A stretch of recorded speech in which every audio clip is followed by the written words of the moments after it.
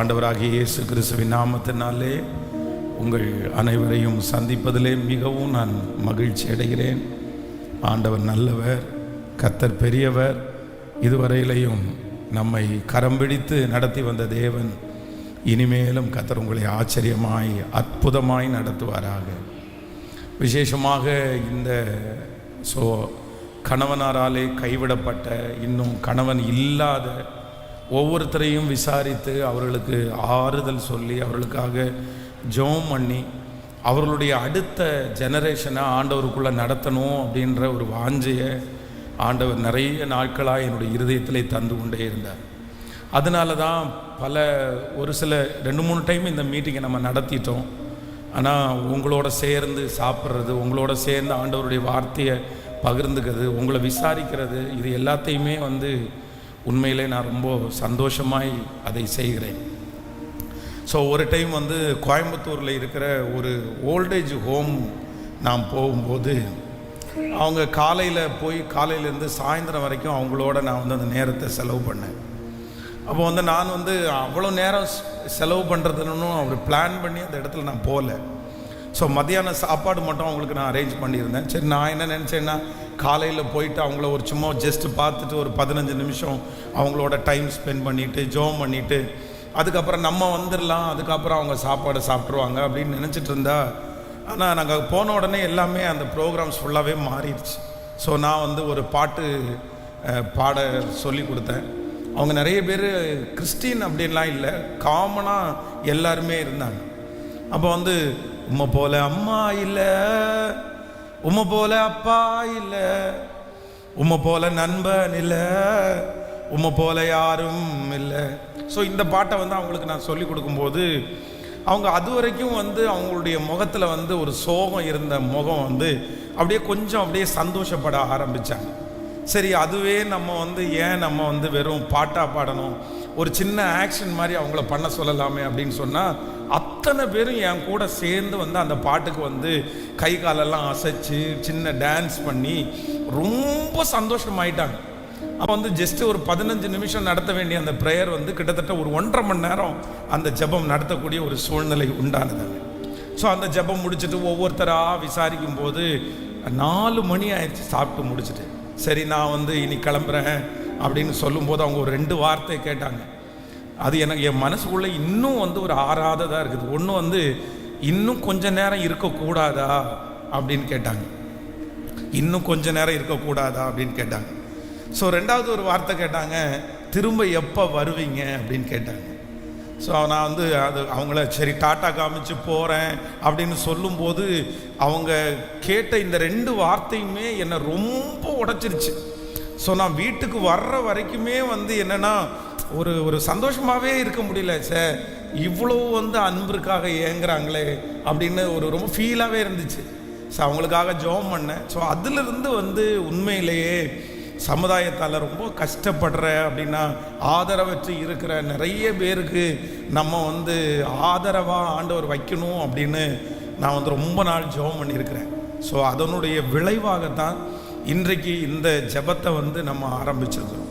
அதனால் உங்கள் எல்லாரையுமே விசாரிப்பதற்காகவும் உங்களுக்காக ஜெபம் பண்ணுறதற்காகவும், சரி நீங்கள் பட்ட அந்த கஷ்டத்தை உங்களுடைய பிள்ளைகள் படக்கூடாது அப்படின்றதற்காகவும் ஜெபம் பண்ணுறதுக்காக தான் ஒரு சின்ன ஐக்கியத்தை இதை உண்டு பண்ணியிருக்கிறோம், உத்தம சிநேகிதி அப்படின்னு. இன்றைக்கு கொஞ்சம் ரொம்ப ஷார்ட்டான டைம் தான். நீங்கள் இங்கே கொஞ்சம் பேர் இருக்கும், நம்ம கொஞ்சம் பேர், இங்கேயும் ரொம்ப அதிகம்தான். நான் இவ்வளோ பேரை எதிர்பார்க்கல. கிட்டத்தட்ட 220 பேர் கொடுத்துருக்கிறது பெரிய விஷயம். ஆனால் ஆன்லைன் மூலமாக கூட நிறைய ஆதரவற்ற தாய்கள், நிறைய சகோதரிகள் நம்முடைய செய்தியை இல்லைன்னா ஆன்லைனில் கூட அட்டன் பண்ணுறாங்க. உங்கள் எல்லாரையுமே காலையிலேருந்து சாயந்தரம் வரைக்கும் ஒரு இடத்துல கூட்டிகிட்டு போய் அங்கே உங்களை சாப்பிட வச்சு ஆண்டவருடைய வார்த்தையை பேசி 1 டே ஃபுல்லாக உங்களுக்காகவே வருஷத்துக்கு 1 நாளாவது அப்படி செலவிடணும் அப்படின்னு சொல்லி நான் மனதில் யோசித்து அந்த டைமை ஃபிக்ஸ் பண்ணியிருக்கிறேன். அதனால் கண்டிப்பாக இங்கே இல்லாமல் வெளியில் உங்களை கூட்டிகிட்டு போய் காலையிலேருந்து சாயந்தரம் வரைக்கும் உங்களோட இருந்து உங்கள் ஒவ்வொன்றா விசாரித்து உங்களுக்காக ஜெபிக்கிறதுக்கு ஆசைப்படுகிறேன். அதையும் ஆண்டவர் சீக்கிரமாக நிறைவேற்றுவார் அப்படின்னு நான் நம்புகிறேன். நீங்கள் காமிக்கிற பாசம், நீங்கள் ஜெபிக்கிற ஜெபம் எனக்கு ரொம்ப ஆசீர்வாதமாக இருக்கிறதை நான் உணர்கிறேன். ஸோ ஒரு விதத்தில் நீங்கள் அந்த கணவனை இழந்து இல்லைனா கைவிடப்பட்டது ஒரு விதத்தில் ஆறுதலாக இருந்தாலும் தேறுதலாக இருந்தாலும் என்ன அப்படின்னு சொன்னால், இன்றைக்கி இருக்கிற இந்த சமுதாயத்தில் ரொம்ப இது ரொம்ப அதிகமாகவே இருக்குது. ஸோ கணவனார் ஒரு சூழ்நிலையில் இறந்து போயிட்டாரு, இல்லை அப்படின்னு சொன்னால் ஒரு ஆக்சிடெண்ட் நடந்துருச்சு. நம்ம உயிரை எப்பொழுதுமே ஒரு உயிரை நம்மளால் பிடிச்சு வைக்க முடியாது. அது நம்முடைய கண்ட்ரோலுக்கு மிஞ்சி எந்த டாக்டர்களாலையும் பிடித்து வைக்க முடியாது. அப்போ ஒருத்தர் மரித்து போயிட்டாரு அப்படின்னு சொல்லும்போது நம்ம அதுக்கு ஒன்றுமே சொல்ல முடியாது. ஆனால் அதே நேரத்தில் இன்றைக்கு தேசத்தில் பார்த்தீங்க அப்படின்னு சொன்னால் அநேகர் கணவனற்று இருக்கிறதுக்கு காரணம் என்னென்னா, கணவன் இருக்கிறாங்க ஆனால் ஒரு சூழ்நிலை சரியில்லை, ஒரு சண்டை வந்துருச்சு, ஒரு பிரச்சனை வந்துருச்சு, அதனால ரொம்ப பிரிகிறவர்கள் ரொம்ப அதிகமாக இருக்கிறாங்க. அதனால் இது இது யார் செய்த தவறு, நீங்கள் செஞ்ச குற்றமா இல்லை முன்னோர்கள் செய்த குற்றமா அப்படின்னெல்லாம் நம்ம நிரூபிக்க வேண்டாம். ஆனால் நான் என்ன நம்புகிறேன்னா, இந்த ஆசீர்வாத குறைவு இனி யாருக்குமே தொடராதபடிக்கு நம்ம ஜெபிக்க வேண்டியது நம்முடைய கடமை. வேதம் சொல்லுகிறது, சிப்போராளை குறித்து வேதம் சொல்லுது, சிப்போராளுடைய கணவனார் தான் மோசே.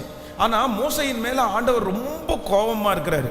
உடனே வேதம் சொல்லுகிறது, ஆண்டவர் மோசையை கொல்ல பார்த்தார் அப்படின்னு சொல்லுது. ஆனால் இந்த சிப்போரால் என்ன பண்ணாங்க அப்படின்னு சொன்னால், இல்லை இது எனக்கு இரத்த சம்பந்தமான புருஷன், இரத்த சம்பந்தமான புருஷன் அப்படின்னு சொல்லி அந்த மனுஷனை தன்னுடைய பிள்ளையை முன்பாக நிறுத்தி அவனுடைய உயிரை அந்த இடத்துல என்ன பண்ணாங்கன்னா காப்பாற்றினாங்க. நான் மரணம் அடைகிறதற்கு நான் விடமாட்டேன், கொல்றதற்கு நான் விடமாட்டேன். அப்போ சில கணவனார்களை காப்பாற்றுகிறது அப்படின்றது ஒரு மிகப்பெரிய சவால் தான். அதை ஒரு சில நேரங்களில் ரொம்ப கஷ்டம்தான். நம்முடைய முன்னோர்களை எடுத்து பார்த்தீங்க அப்படின்னு சொன்னால் நிறைய சித்திரவதையை அனுபவிச்சாங்க. கணவனாரால் சித்திரவதை அனுபவிச்சாங்க, அடி உத, இப்படி நிறைய சூழ்நிலையை கடந்து வந்த போதிலும் அவங்க என்னன்னா பொறுமையாக இருந்து ஜெபம் பண்ணி அந்த மனுஷனை ஆண்டவருக்குள்ளே கொண்டு வந்துட்டாங்க. ஆனால் இது சாதாரணமானதில் ஒரு பெரிய சவால் தான். ஆனால் இன்றைக்கு இருக்கிற இந்த சூழ்நிலையில் அது ரொம்ப தடுமாறுறது. அதனால் ஃபஸ்ட்டு ஒரு ஜெபத்தோடு நம்ம ஆரம்பிக்க போகிறோம். என்ன ஜெபத்தோடு ஆரம்பிக்க போகிறோன்னா, ஆண்டவரே இதற்கு மேல் இந்த ஆசீர்வாத குறைவு எங்கள் வம்சத்தில் யாருக்குமே என்ன பண்ணக்கூடாதுன்னா தொடரவே கூடாது. தீர்க்க ஆயுசு, கணவனாருக்கு தீர்க்க ஆயுசு, மனைவிக்கு தீர்க்க ஆயுசு, அப்பாவுக்கு தீர்க்க ஆயுசு, அம்மாவுக்கு தீர்க்க ஆயுசு. இனி வருகிற ஜென்ரேஷனில் உங்களுடைய பிள்ளைகள் ஒருவேளை இப்போ கணவனாரை பிரிந்த இல்லை கணவனாராலே கைவிடப்பட்ட இறந்து போன ஒவ்வொருத்தரும் உங்களுடைய பிள்ளைகளுக்காக நீங்கள் ஜெபிக்க வேண்டிய ஒரு மிகப்பெரிய ஜெப குறிப்பு என்ன அப்படின்னு சொன்னால், இந்த ஆசீர்வாத குறைவு என்னுடைய பிள்ளைகள் யாருக்குமே என்ன பண்ணக்கூடாதுன்னா தொடரக்கூடாதுன்னு நம்ம ஜெபம் பண்ணணும். தொடரக்கூடாதுன்னு ஜெபம் பண்ணணும். இதில் ரொம்ப கவனமாக இருக்கணும் ஆண்டவருடைய பிள்ளைகள். ஏன் அப்படின்னா சில வம்சாவளி இந்த மாதிரி காரியங்களை வம்சாவளி சாபம் நிறைய பார்த்துருக்குறேன்.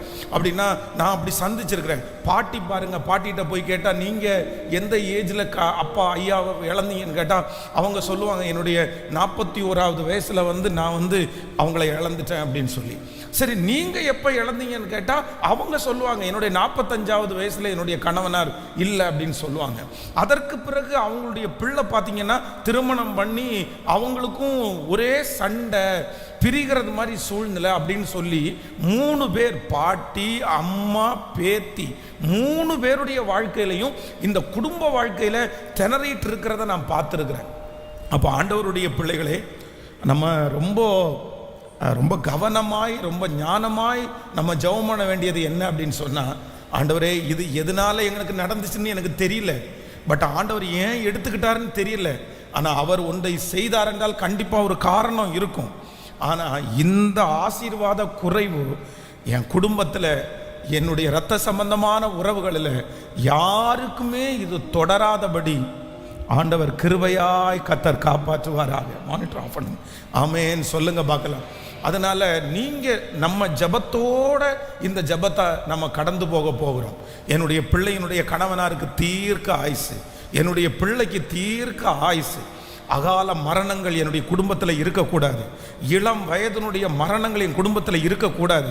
என்னுடைய பிள்ளைக்கு அந்த மாதிரி ஒரு சண்டைகள் வரக்கூடாது. உங்கள் பிள்ளைகள் ஒருவேளை சில பிரச்சனைகள் நிமித்தமாக இந்த மாதிரி அப்படின்னு நீங்கள் சொன்னால் கூட நீங்கள் என்ன பண்ணக்கூடாதுன்னா என்கரேஜ் பண்ணவே கூடாது. ஏன்னா அந்த மனுஷன் ஒரு ஆண் துணை இல்லாமல் நீங்கள் கடந்து வந்த பாதைகள், இந்த சமுதாயத்தில் சந்தித்த சில பிரச்சனைகள் வேற யாருக்கும் சொல்லி புரிய வைக்க முடியாது. அவ்வளோ பெரிய பிரச்சனையை நீங்கள் தாண்டி வந்திருக்கிறீங்க, அவ்வளோ பெரிய போராட்டத்தை. ஆனால் கர்த்தர் ஒருவரே கிருபையாய் உங்களை அழகாய் கர்த்தர் காப்பாற்றினார். மியூசிக் வேண்டாமா, கொஞ்சம் வெயிட். கர்த்தர் கிருபையாய் காப்பாற்றினார். அதனால் நான் நம்புகிறேன் இந்த ஆசீர்வாத குறைவை இனி யாருக்கும் கர்த்தர் அனுமதிக்கவே கூடாது. நம்ம ஜெபிக்கிற ஜெபத்தை கர்த்தர் கேட்கிறதற்கு அவர் வல்லவராக இருக்கிறார். ஆமேன்னு சொல்லுங்க. அப்படியே எழுப்பி நிற்கலாமா? எல்லாரும் எழுப்பி நின்று தேங்க்யூ ஜீசஸ், தேங்க்யூ ஜீசஸ். உங்கள் பிள்ளைங்க மேலே ஆண்டவருடைய அனுக்கிரகம் கூடவே இருக்கட்டும். நம்முடைய பிள்ளைகள் மேலே கர்த்தருடைய தயவு கூடவே இருக்கட்டும். அவருடைய மகிமை நம்முடைய பிள்ளைகள் தலையின் மேலே இருக்கட்டும், நம்முடைய சன்னதி மேலே இருக்கட்டும், நம்முடைய தேசத்தில் மேலே இருக்கட்டும். அவர்கள் அவரை நோக்கி பார்த்தபோது கர்த்தர் ஒரு பெரிய இரக்கத்தை கட்டளையிட்டாரே. ஓ, மகனுக்காக ஜெபம் பண்ணுங்க, மகளுக்காக ஜெபம் பண்ணுங்க. எங்கள் வீடுகளில் அகால மரணங்கள் இனி இல்லை, அகால மரணங்கள் இனி இல்லை. ஓ, விதவை இருப்பு இல்லை. ஆமேன். ஜெபம் பண்ணுங்க எல்லாருமே. தகப்பனே, நான் கடந்து வந்த இந்த பாதையை என் பிள்ளைகள் கடந்து வரக்கூடாது, என் மருமக்கள்மார்கள் கடந்து வரக்கூடாது, என்னுடைய வம்சத்தில் யாருமே கடந்து வரக்கூடாது. இப்பொழுது இயேசுவின் நாமத்தினால அந்த சாபத்தை நான் முறிக்கிறேன், அந்த ஆசீர்வாத குறைவை நான் முறிக்கிறேன். அது எப்பேற்பட்ட காரியமாக இருந்தாலும் மோசைக்காக அந்த சிப்போராள் திறப்பில் நின்றது போல நான் திறப்பில் நிற்கிறேன் ஆண்டவரே, நான் திறப்பில் நிற்கிறேன் ஆண்டவரே. இப்பொழுது உம்முடைய வல்லமை கடந்து வருவதாக, உம்முடைய மகிமை கடந்து வருவதாக. இயேசுனுடைய ரத்தம் அந்த பிள்ளை மேலே தெளிக்கப்படட்டும், அந்த மகன் மேலே தெளிக்கப்படட்டும். அந்த வம்சாவளி சாபத்தை இப்போ நான் உடைச்சு நான் ஜெபம் பண்றேன். அது என்னோடையே முடிஞ்சிரட்டும் ஆண்டவரே, என்னுடையதோட முடிஞ்சிரட்டும் ஆண்டவரே. ஹல்லேலூயா, ஹல்லேலூயா. இனி தொடருவதற்கு நான் விட மாட்டேன், இனி தொடருவதற்கு நீ அனுமதிக்க கூடாது. என் கண்ணு முன்னாடி என் பிள்ளைங்க வெற்றியா வாழணும், என் கண்ணு முன்னாடி என் பிள்ளைங்க ஆசீர்வாதமா வாழணும், என்னுடைய கண்ணு முன்னாடி என் சன்னதி ஆசீர்வாதமா மாறணும். அப்பா, எப்படி நகோமியினுடைய கண்ணுக்கு முன்னாடி அவங்க மருமகள் வாழ்ந்தாளோ, பேர பிள்ளை வாழ்ந்ததோ, இயேசு கிறிஸ்துவனுடைய முன் அடையாளமாய் மாறினதோ, அப்படியே அப்படியே இப்பொழுது நாங்கள் திறப்பிலே நிற்கிறோம், திறப்பிலே நிற்கிறோம். பிரிந்த குடும்பங்கள் ஒன்று சேருவதாக, பிரிந்த குடும்பங்கள் ஒன்று சேருவதாக. தகப்பனே, நீர் அந்த இரக்கத்தை செய்கிறதற்காக நன்றியப்பா, நன்றியப்பா. ஆண்டவனுடைய ஜெபத்தை கேட்டதற்காக கரங்களை தட்டி ஆண்டவருடைய சமூகத்தில் இந்த ஜெபத்தை கேட்டதற்காக நன்றி. ஹல்லேலூயா, ஆமென். கைகளை உயர்த்தி நன்றி அப்பா, எங்களை நடத்தினதற்காக நன்றி ஆண்டவரே, இதுவரையில் நடத்தினதற்காக நன்றி ஆண்டவரே. மார்போடு ஆணைப்பாரே, மன காவலை தீர்ப்பாரே, மார்போடு ஆணைப்பாரே, மன காவலை தீர்ப்பாரே. ஒரு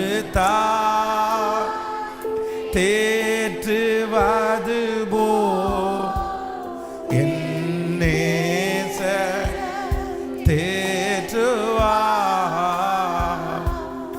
ஒரு தேற்றுவது போ என்னே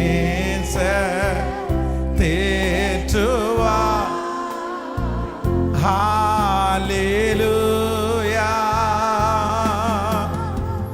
ஹalleluya ஹalleluya ஹalleluya கிருபானவரே ஹalleluya நாங்களும் ஆராதிக்கிறோம் ஹalleluya உங்க பிரசன்னம் ஹalleluya ஹalleluya ஹalleluya தூக்கி எறியப்பட்ட என்னை வேண்டுமென்று சொல்லி சேர்த்து கொண்ட நல்ல நேசரே.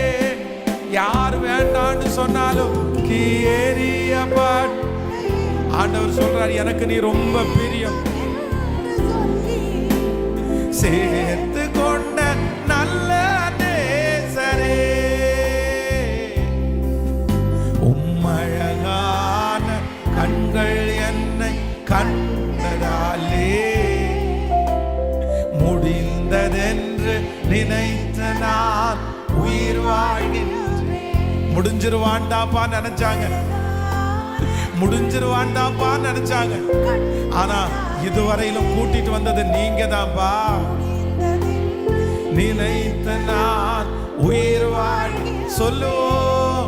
யாரும் அறியாத என்னை நன்றாய் அறிந்து தேடி வந்த நல்ல நேசரே, அப்பா யாரும் அறியாத இயேசுவே நன்றாய் அறிந்து தேடி வந்த நல்ல நேசரே. நீர் மாத்திரம் போதும், நீர் மாத்திரம் போதும், நீர் மாத்திரம் போதும் எனக்கு. ஆண்டவர் சொல்லுகிறார், நான் உன்னை நடத்துவேன். நீர் மாத்திரம். இந்த மாயமான இந்த உலகத்தில், இந்த அன்பில்லாத இந்த உலகத்தில், தேவைக்காக எங்களை பயன்படுத்துகிற இந்த உலகத்தில் சொல்லுங்க, கைகளை உயர்த்தி, நீர் மாத்திரம் போதும், நீர் மாத்திரம் போதும், நீர் மாத்திரம் போதும் எனக்கு. யெகோவாயீரே தந்தையாம் மனதார நீர் மாத்திரம் போதும். ஹalleluya. யெகோவா என் கூட இரு. ஹalleluya. தாழம்புகளால் சுகமானோ. யெகோவா ஷமா, யெகோவா ஷமா, ரம்தனர மௌலதராய் தே சந்தி. கைகளை உயர்த்தி, நீர் மாத்திரம், நீர் மாத்திரம் போதும், நீர் மாத்திரம் போதும், நீர் மாத்திரம் போதும் எனக்கு. சொல்ல சொல்ல நீர் மாத்திரம் போதும், நீர் மாத்திரம் போதும், நீர் மாத்திரம் போதும் எனக்கு. ஆண்டவராகிய இயேசுவினிடத்திலே வந்த ஒரு கணவனாரால கைவிடப்பட்டவங்களை கூட ஆண்டவர் வெறுமையா அனுப்பவே இல்லை. அவங்களுடைய சத்தத்திற்கு ஆண்டவர் அமைதியாவே இருக்கல. அவர்களுக்காக உடனே ஆண்டவர் இறங்கினார். அவங்களுடைய கண்ணீரை ஆண்டவர் பார்த்தார். வேதம் சொல்லுது, ஆபிரகாம் பெரிய செல்வ சீமான். எனக்கு இப்ப கல்யாணம் பண்ணி இருக்கிறவர் எவ்வளோ பெரிய ஆள் தெரியுமா, எவ்வளோ பெரிய ஆள். அந்த ஆபிரகாம் நினைச்சா அந்த சாராய எவ்வளவு நல்லா வச்சிருக்க முடியும், எவ்வளோ நல்லா வச்சிருக்க முடியும். அவளுக்காக ஒரு பட்டணத்தையே கொடுக்க முடியும். வாழ்நாளெல்லாம் ஆகாரும் அவளுடைய பிள்ளையும் சாப்பிட்ற மாதிரி எல்லாத்தையும் ஒழுங்குபடுத்த முடியும். ஆனா வேதம் சொல்லுது, அந்த ஆபிரகாம் அந்த ஆகாருடைய கையில கொடுத்தது என்ன தெரியுமா? அப்படியே அதை அவ்வளவுதான், கொஞ்சம் தண்ணீர் ஒரு கோலையில கொஞ்சம் தண்ணி, அந்த தண்ணீரை கொடுத்து அப்படியே அனுப்பி விட்டுட்டான். எவ்வளோ இருந்தும் எதுவுமே கொடுக்கல. இவ என்ன பண்ணுவா? இந்த சின்ன பிள்ளைய வச்சு இவ எங்க போவா? யாருக்குமே மனசாட்சியே இல்லை. சாராய் ஒரு பெண் தானே, ஆனா அந்த சாராய்க்கு கூட அந்த மனசாட்சி இல்லை. ஆனா வேதம் சொல்லுது, ஆகாரை ஆண்டவர் கைவிடவே இல்லை. ஆகாருடைய பிள்ளைய ஆண்டவர் கைவிடவே இல்லை. இன்றைக்கு இந்த சத்தத்தை கேட்டு கொண்டிருக்கிற உங்களுக்கும் எனக்கும் அப்படிதான். நம்ம மலையை போல நம்பி இருந்தவங்க கைவிட்டாங்க, மலையை போல நம்பி இருந்த அந்த கணவனார் கைவிட்டாங்க. ஆனாலும் உங்களை அழைச்ச தெய்வம், உங்களை வேறு பிரிச்ச தெய்வம், நீங்க தனிமையா நின்னதை பார்த்த தெய்வம், அவர் மட்டும் உங்களை கைவிடாததுனால தான் இவ்வளவு நாளும் இத்தனை சூழ்நிலையும் நீங்க தாண்டி வந்திருக்கிறீங்க. அந்த தேவன் மறுபடியும் வாக்கு கொடுக்கிறார். ஒரு மனுஷனுமே இல்லாத போது, நீ அனாதையா நிற்கும் போது, உன் கரத்தை பிடிச்சு இவ்வளவு தூரம் நான் உன்னை கொண்டு வர முடியுமானால், இதுவரையிலும் உன்னை நடத்தின தேவன் இனிமேலும் உன்னை நடத்துவேன் என்று கர்த்தர் வாக்கு கொடுக்கிறார். கர்த்தர் வாக்கு கொடுக்கிறார். பயப்பட வேண்டாம். ஆண்டவரே, நான் என்ன செய்வேன்? கடைசி காலத்துல நான் என்ன செய்வேன்? என் பிள்ளை என்ன பார்க்குமா? என் பிள்ளை என்ன பார்க்குமா? இந்த சத்தத்தை கேட்டுக்கொண்டிருக்கிற யாரோ ஒருத்தர் அப்படின்னு நினைச்சிட்டு வந்திருக்கலாம். பாஸ்டர், எனக்கு போக போக எனக்கு ரொம்ப பயமா இருக்குது, எனக்கு வயசாக எனக்கு பயமா இருக்குது. ஃபர்ஸ்ட் எல்லாம் அந்த அளவுக்கு தெரியல, ஆனா இப்போ ஏஜ் தாண்ட எனக்கு பயமா இருக்கு. யார் என்ன பார்த்துக்குவான்? நான் படுத்தா யாரு பார்த்துக்குவான்? எனக்கு ஒரு டம்ளர் தண்ணி கொடுக்கறது கூட யோசிக்கிறாங்களே, அதுக்கு கூட சலிச்சுக்கிறாங்களே, நான் எப்படி இதை தாண்டுவேன்? ஆனா ஆண்டவர் உங்க கரத்தை பிடிச்சு சொல்றாரு, நீ மலை போல நம்பி இருந்த அந்த மனுஷன் உன்னை விட்டு போகும்போது, நீ தனிமையா நிற்கும் போது, இதுவரையிலும் இவ என்ன பண்ண போறாளோ, இவ எப்படி வாழ போறாளோ, இவ இந்த பிள்ளைகளை எப்படி காப்பாற்ற போறாளோன்னு அத்தனை பேருடைய கண்ணும் உங்களை பார்த்துட்டே இருக்கும் போது, கர்த்தராகிய ஆண்டவர் கரத்தை பிடிச்சு இதுவரையிலும் நடத்தி இவ்வளவு தூரம் வளர்த்தின அந்த தேவன் இன்று வாக்கு கொடுக்கிறார். கலங்காதே, திகையாதே, நான் உன்னை மரண பரியந்தம் நான் நடத்துவேன். இந்த ஆராதனையில ஆண்டவருடைய பலன் உங்களை தேடி வருகிறது, சுகம் உங்களை தேடி வருகிறது. ஹalleluya, ஹalleluya, ஹalleluya. மோசேக்கு 120 வயசு, அவனுடைய பலன் குறையல்ல, அவனுடைய கண்கள் பார்வை குறையல்ல. அந்த தேவன் தான் உங்களுக்கும் எனக்கும் தேவன். அந்த தேவன் தான் இந்த இடத்துல அவருடைய பிரசன்னத்தோடு வந்திருக்கிறார். அவர் வாக்கு கொடுக்கிறார், வியாதியை உன்னிடத்திலிருந்து விலக்கி நீ உயிரோடு இருக்கும் நாளெல்லாம் சுகத்தோட பலத்தோட நடந்து திரிந்து உங்கள் வேலையை செய்கிற அளவிற்கு பலப்படுத்துகிற கிறிஸ்து. ஹalleluya. சொல்லுங்க, நம்புற ஆண்டவரே, முழு பலத்தோட நம்புற. உடஞ்சு போய் இருக்கிற நிறைய பேரை கர்த்தர் திடப்படுத்துற, மனசு விட்ட நிறைய பேரை ஆண்டவர் திடப்படுத்துறார். இன்னைக்கு இந்த கூட்டம் உங்களுக்கான கூட்டம். இதை ஆண்டவர் உங்களுக்காக ஏற்பாடு பண்ணி இருக்கிறாரு. உங்களை தைரியப்படுத்துறதுக்கு ஏற்பாடு பண்ணி இருக்கிறாரு, தைரியப்படுத்துறதுக்கு ஏற்பாடு பண்ணி இருக்கிறாரு. ஹalleluya. ஆகாரை யார் கைவிட்டாலும், இஸ்மவேலை யார் கைவிட்டாலும் அவர் கைவிட மாட்டார், அவர் கைவிட மாட்டார்.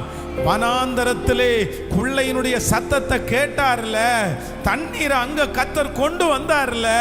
நான் நம்புறேன், நீங்க எடுக்கிற இடம் வனாந்தரமா இருந்தாலும் அங்கே ஒரு நீரூற்றை கர்த்தர் உங்களுக்காக திறப்பார். நன்றி ஆண்டவரே, நன்றி. தகப்பனாக இதுவரையில் தோளின் கொண்டி தகப்பனாக இதுவரையில் தோளின் மீதே சுமந்து கொண்டி தந்தையே உந்தயவா தாண்டினே. உண்மைதானே, உண்மைதானே. எத்தனை வனாந்தரம், எத்தனை வனாந்தரம், எத்தனை வனாந்தரம், எத்தனை வனாந்தரம். Thank you Jesus. அந்த வனாந்தரத்துல யாருமே கூட இருக்கல, யாருமே ஆதரவு தெரிவிக்கல. எல்லாரும் அன்னைக்கே மறந்துட்டாங்க. விட்டுட்டு போன 10 நாளைக்கு தாண்டி யாரும் விசாரிக்கல, என்ன ஏதுன்னு கூட கேட்கல. இவ உதவிக்கு வந்துருவாளோ, உதவி கேட்டுருவாளோ அப்படின்னு நினைச்சு, கடன் கேட்டுருவாங்களோன்னு நினைச்சு எத்தனை பேர் ஒதுங்கி ஒதுங்கி ஒதுங்கி ஒதுங்கி போனாங்க. ஆனா அத்தனை பேர் நான் பேர் ஒதுங்கி போனதுக்கு அப்புறமும் உங்களை அழைச்ச தெய்வம் மட்டும், உங்களை வேறு பிரிச்ச தெய்வம் மட்டும் ஒதுங்கி போகல. இல்ல, அவர் ஒதுங்கி போகல. இல்ல, ஹல்லேலூயா. நம்புறவங்க எல்லாம் கைய மேல உயர்த்தி சொல்லுங்க பார்க்கலாம். அப்பாவை பார்த்து, தகப்பனாக இதுவரையில் தோளின் மீதே சுமந்து வந்தி தகப்பனாக இதுவரையில் தோளின் மீதே சுமந்து வந்தி தந்தையே உந்தயவா தாண்டினே வனாந்திரத்தை. தந்தையே உந்தயவா தாண்டினே வனாந்திரத்தை. சேர்ந்து ஸ்தோத்திரமே, ஸ்தோத்திரமே, ஸ்தோத்திரமே செலுத்துகிறே. பாடுவோம். ஸ்தோத்திரமே, ஸ்தோத்திரமே மரவா செலுத்துகிறே. உயிர் பிழைத்தே, உயிர் பிழைத்தே உதவி பெற்றே உயிருள்ளவரை. உயிர் பிழைத்தே, உயிர் பிழைத்தே உதவி பெற்றே உயிருள்ளவரை துதிப்பே. ஹல்லேலூயா, ஹல்லேலூயா,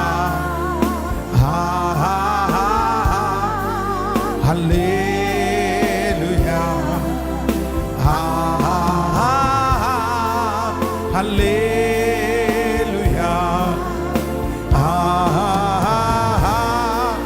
ஹல்லேலூயா,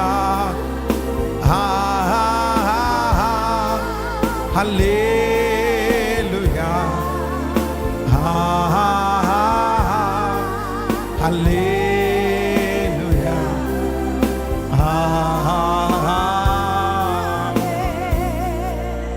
கிருபையும் இரக்கமுமான தெய்வமே, கடினமான பாதைகளிலே நாங்கள் நடக்கும்போது எங்கள் மேல் இருக்கிற பாரத்தை லகுவாய் மாற்றுகிற எங்கள் தெய்வமே, இந்த ஜெபம் ஆரம்பிக்கப்பட்டதுக்கு பிற்பாடு மாதா மாதம் புது பலன், மாதா மாதம் புது அபிஷேகம். ஆண்டவரே, அந்த கேப், அந்த வெறுமையான அந்த வெற்றி இடத்தை நீங்க நிரப்புறதற்கு வல்லவர் ஆண்டவரே. இந்த ஜெபத்துக்கு பிற்பாடு ஆண்டவரே, அதை நினைச்சா கூட நினைவு வராத அளவிற்கு அந்த தனிமைன்ற அந்த ஃபீல் எங்கள் பிள்ளைங்க ஒருத்தருக்கு கூட இல்லாதபடிக்கு ஆண்டவர் எங்கள் தாயார்களை, எங்கள் சிஸ்டர்ஸ் ஒவ்வொருவரையும் நீங்கள் பலப்படுத்துகிறதற்காக உமக்கு நன்றி ஆண்டவரே. அவந்த கணவனார் இருக்க வேண்டிய அந்த இடத்துல நீங்க அந்த இடத்துல இருங்க ஆண்டவரே. நீங்க அந்த இடத்துல இருங்க ஆண்டவரே. நீங்க இருந்தீங்கன்னா ஒரு மனுஷன் இருக்கிறது போல அல்ல, நீங்க இருந்தீங்கன்னா அந்த இடத்துல எல்லாமே வெற்றியா நடக்கும். தாண்டக்கூடிய சகல கிருபையும் கர்த்தர். உங்க கிருபை கூடவே இருக்கட்டும். இயேசுவின் மூலம் ஜெபம் எடுக்கிறோம் நல்ல பிதாவே, ஆமென். எல்லாரும் அப்படியே உட்காரலாம். ஆமென், ஹல்லேலூயா. இதுவரையிலையும் உங்களையும் ஆச்சரியமாய் நடத்தின கர்த்தர் இனிமேலும் கர்த்தர் ஆச்சரியமாய் நடத்துவாராக. நிறைய பேர் பாதி வழியிலே உங்களை மறந்த போதிலும், உங்களை விட்டு போன போதிலும், விசாரிக்காமற் போன போதிலும், வேதம் சொல்லுகிறது வருஷத்தினுடைய துவக்கம் முதல் முடிவு வரை ஆண்டவர் வந்து கிருபையாய் உங்களை விசாரித்தார். கர்த்தர் ஆறுதல் படுத்தினார். நிறைய பேர் நீங்கள் முடிஞ்சிருவீங்கன்னு நினச்சாங்க. எப்படி இந்த கடலை தாண்டுவோம் அப்படின்னு நிறைய பேர் நினச்சாங்க. ஆனால் ஆண்டவர் வந்து இதுவரையில் உங்கள் கூட இருந்து அவங்க இருந்து என்ன காரியம் நடக்குமோ அதை விட வெற்றியாய் ஆண்டவர் உங்களை நடத்தி இருக்கிறார். ஆமென்.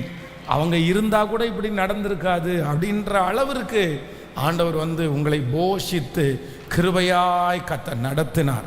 அந்த தேவன் மறுபடியும் இன்னைக்கு வாக்கு கொடுக்கிறார். நான் உன்னை மரண பரியந்தம் உன்னை நடத்துவேன், மரண பரியந்தம் உங்களை நடத்துவார். ஆமென், ஹல்லேலூயா.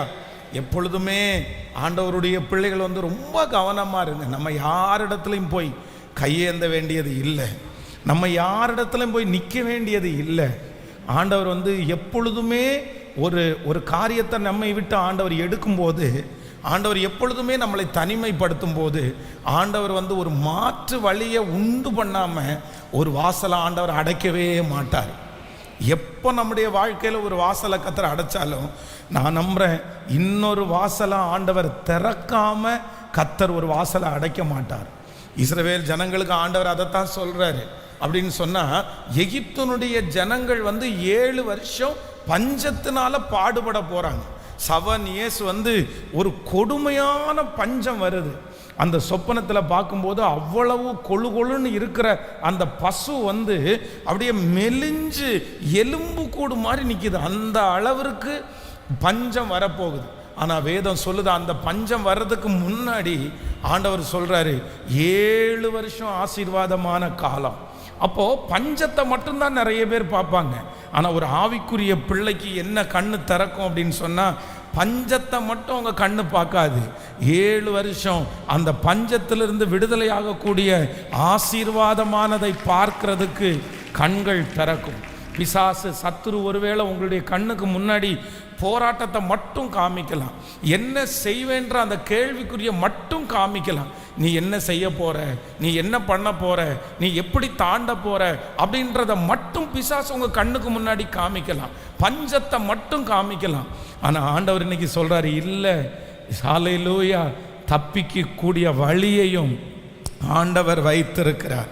வேதம் சொல்லுகிறது திராணிக்கு மேலாக அவர் சோதிக்கப்படுவதற்கு அவர் விடமாட்டார், தாங்கிடுகிற பலன் தருவார், தப்பி செல்லுவதற்கு வழிய கர்த்தர் வச்சிருக்கிறார். ஐயோ, எல்லா வாசலும் அடைக்கப்பட்டுச்சே, எனக்கு ஒன்றும் தெரியலையே, நான் என்ன பண்ணுவேன், எப்படி இந்த காரியத்தை எல்லாம் செய்வேன், என்னை பொத்தி பொத்தி வச்சு வளர்த்தாங்களே, எனக்கு உலகத்தினுடைய நாலேஜே எதுவுமே தெரியாதே அப்படின்னெல்லாம் நீங்கள் கலங்கவே வேண்டாம், கலங்கவே வேண்டாம். ஒரு வழி அடைஞ்சிருச்சுன்னா இன்னொரு வழி உங்களுக்காக திறக்கும். உங்களுக்கு ஒரு சிலருக்கு ஆண்டவர் தீர்க்க தரிசனமாக கர்த்தர் சொல்றாரு, ஏற்கனவே ஒரு பாதையை உனக்காக திறக்காம இந்த பாதையை ஆண்டவர் அடைக்கலன்னு கர்த்தர் சொல்லுகிறார். அந்த காரியத்தை உங்க கண்கள் சீக்கிரமாய் பார்க்க போகுது.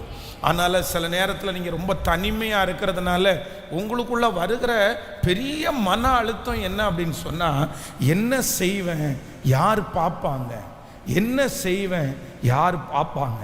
இது நிறைய பேருடைய மனசுக்குள்ள தனிமையாக இருக்கிறவங்களுக்கு மன அழுத்தமாக வரும். அப்படின்னா நம்ம யாருடைய ஆதரவில் இருக்க போகிறோம்?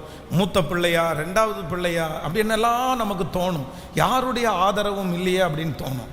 ஆனால் ஆண்டவர் என்ன சொல்கிறாருன்னா, அதை குறித்து நீங்கள் யோசிக்கவே வேண்டாம். அதை குறித்து எதுவுமே நீங்கள் ஒன்றும் திட்டம் போட வேண்டாம், நீங்கள் ஒன்றும் பிளான் பண்ண வேண்டாம். நான் நம்புகிறேன், நம்மை படைத்த ஆண்டவருடைய கைக்குள்ளே தானே நம்ம இருக்கிறோம்.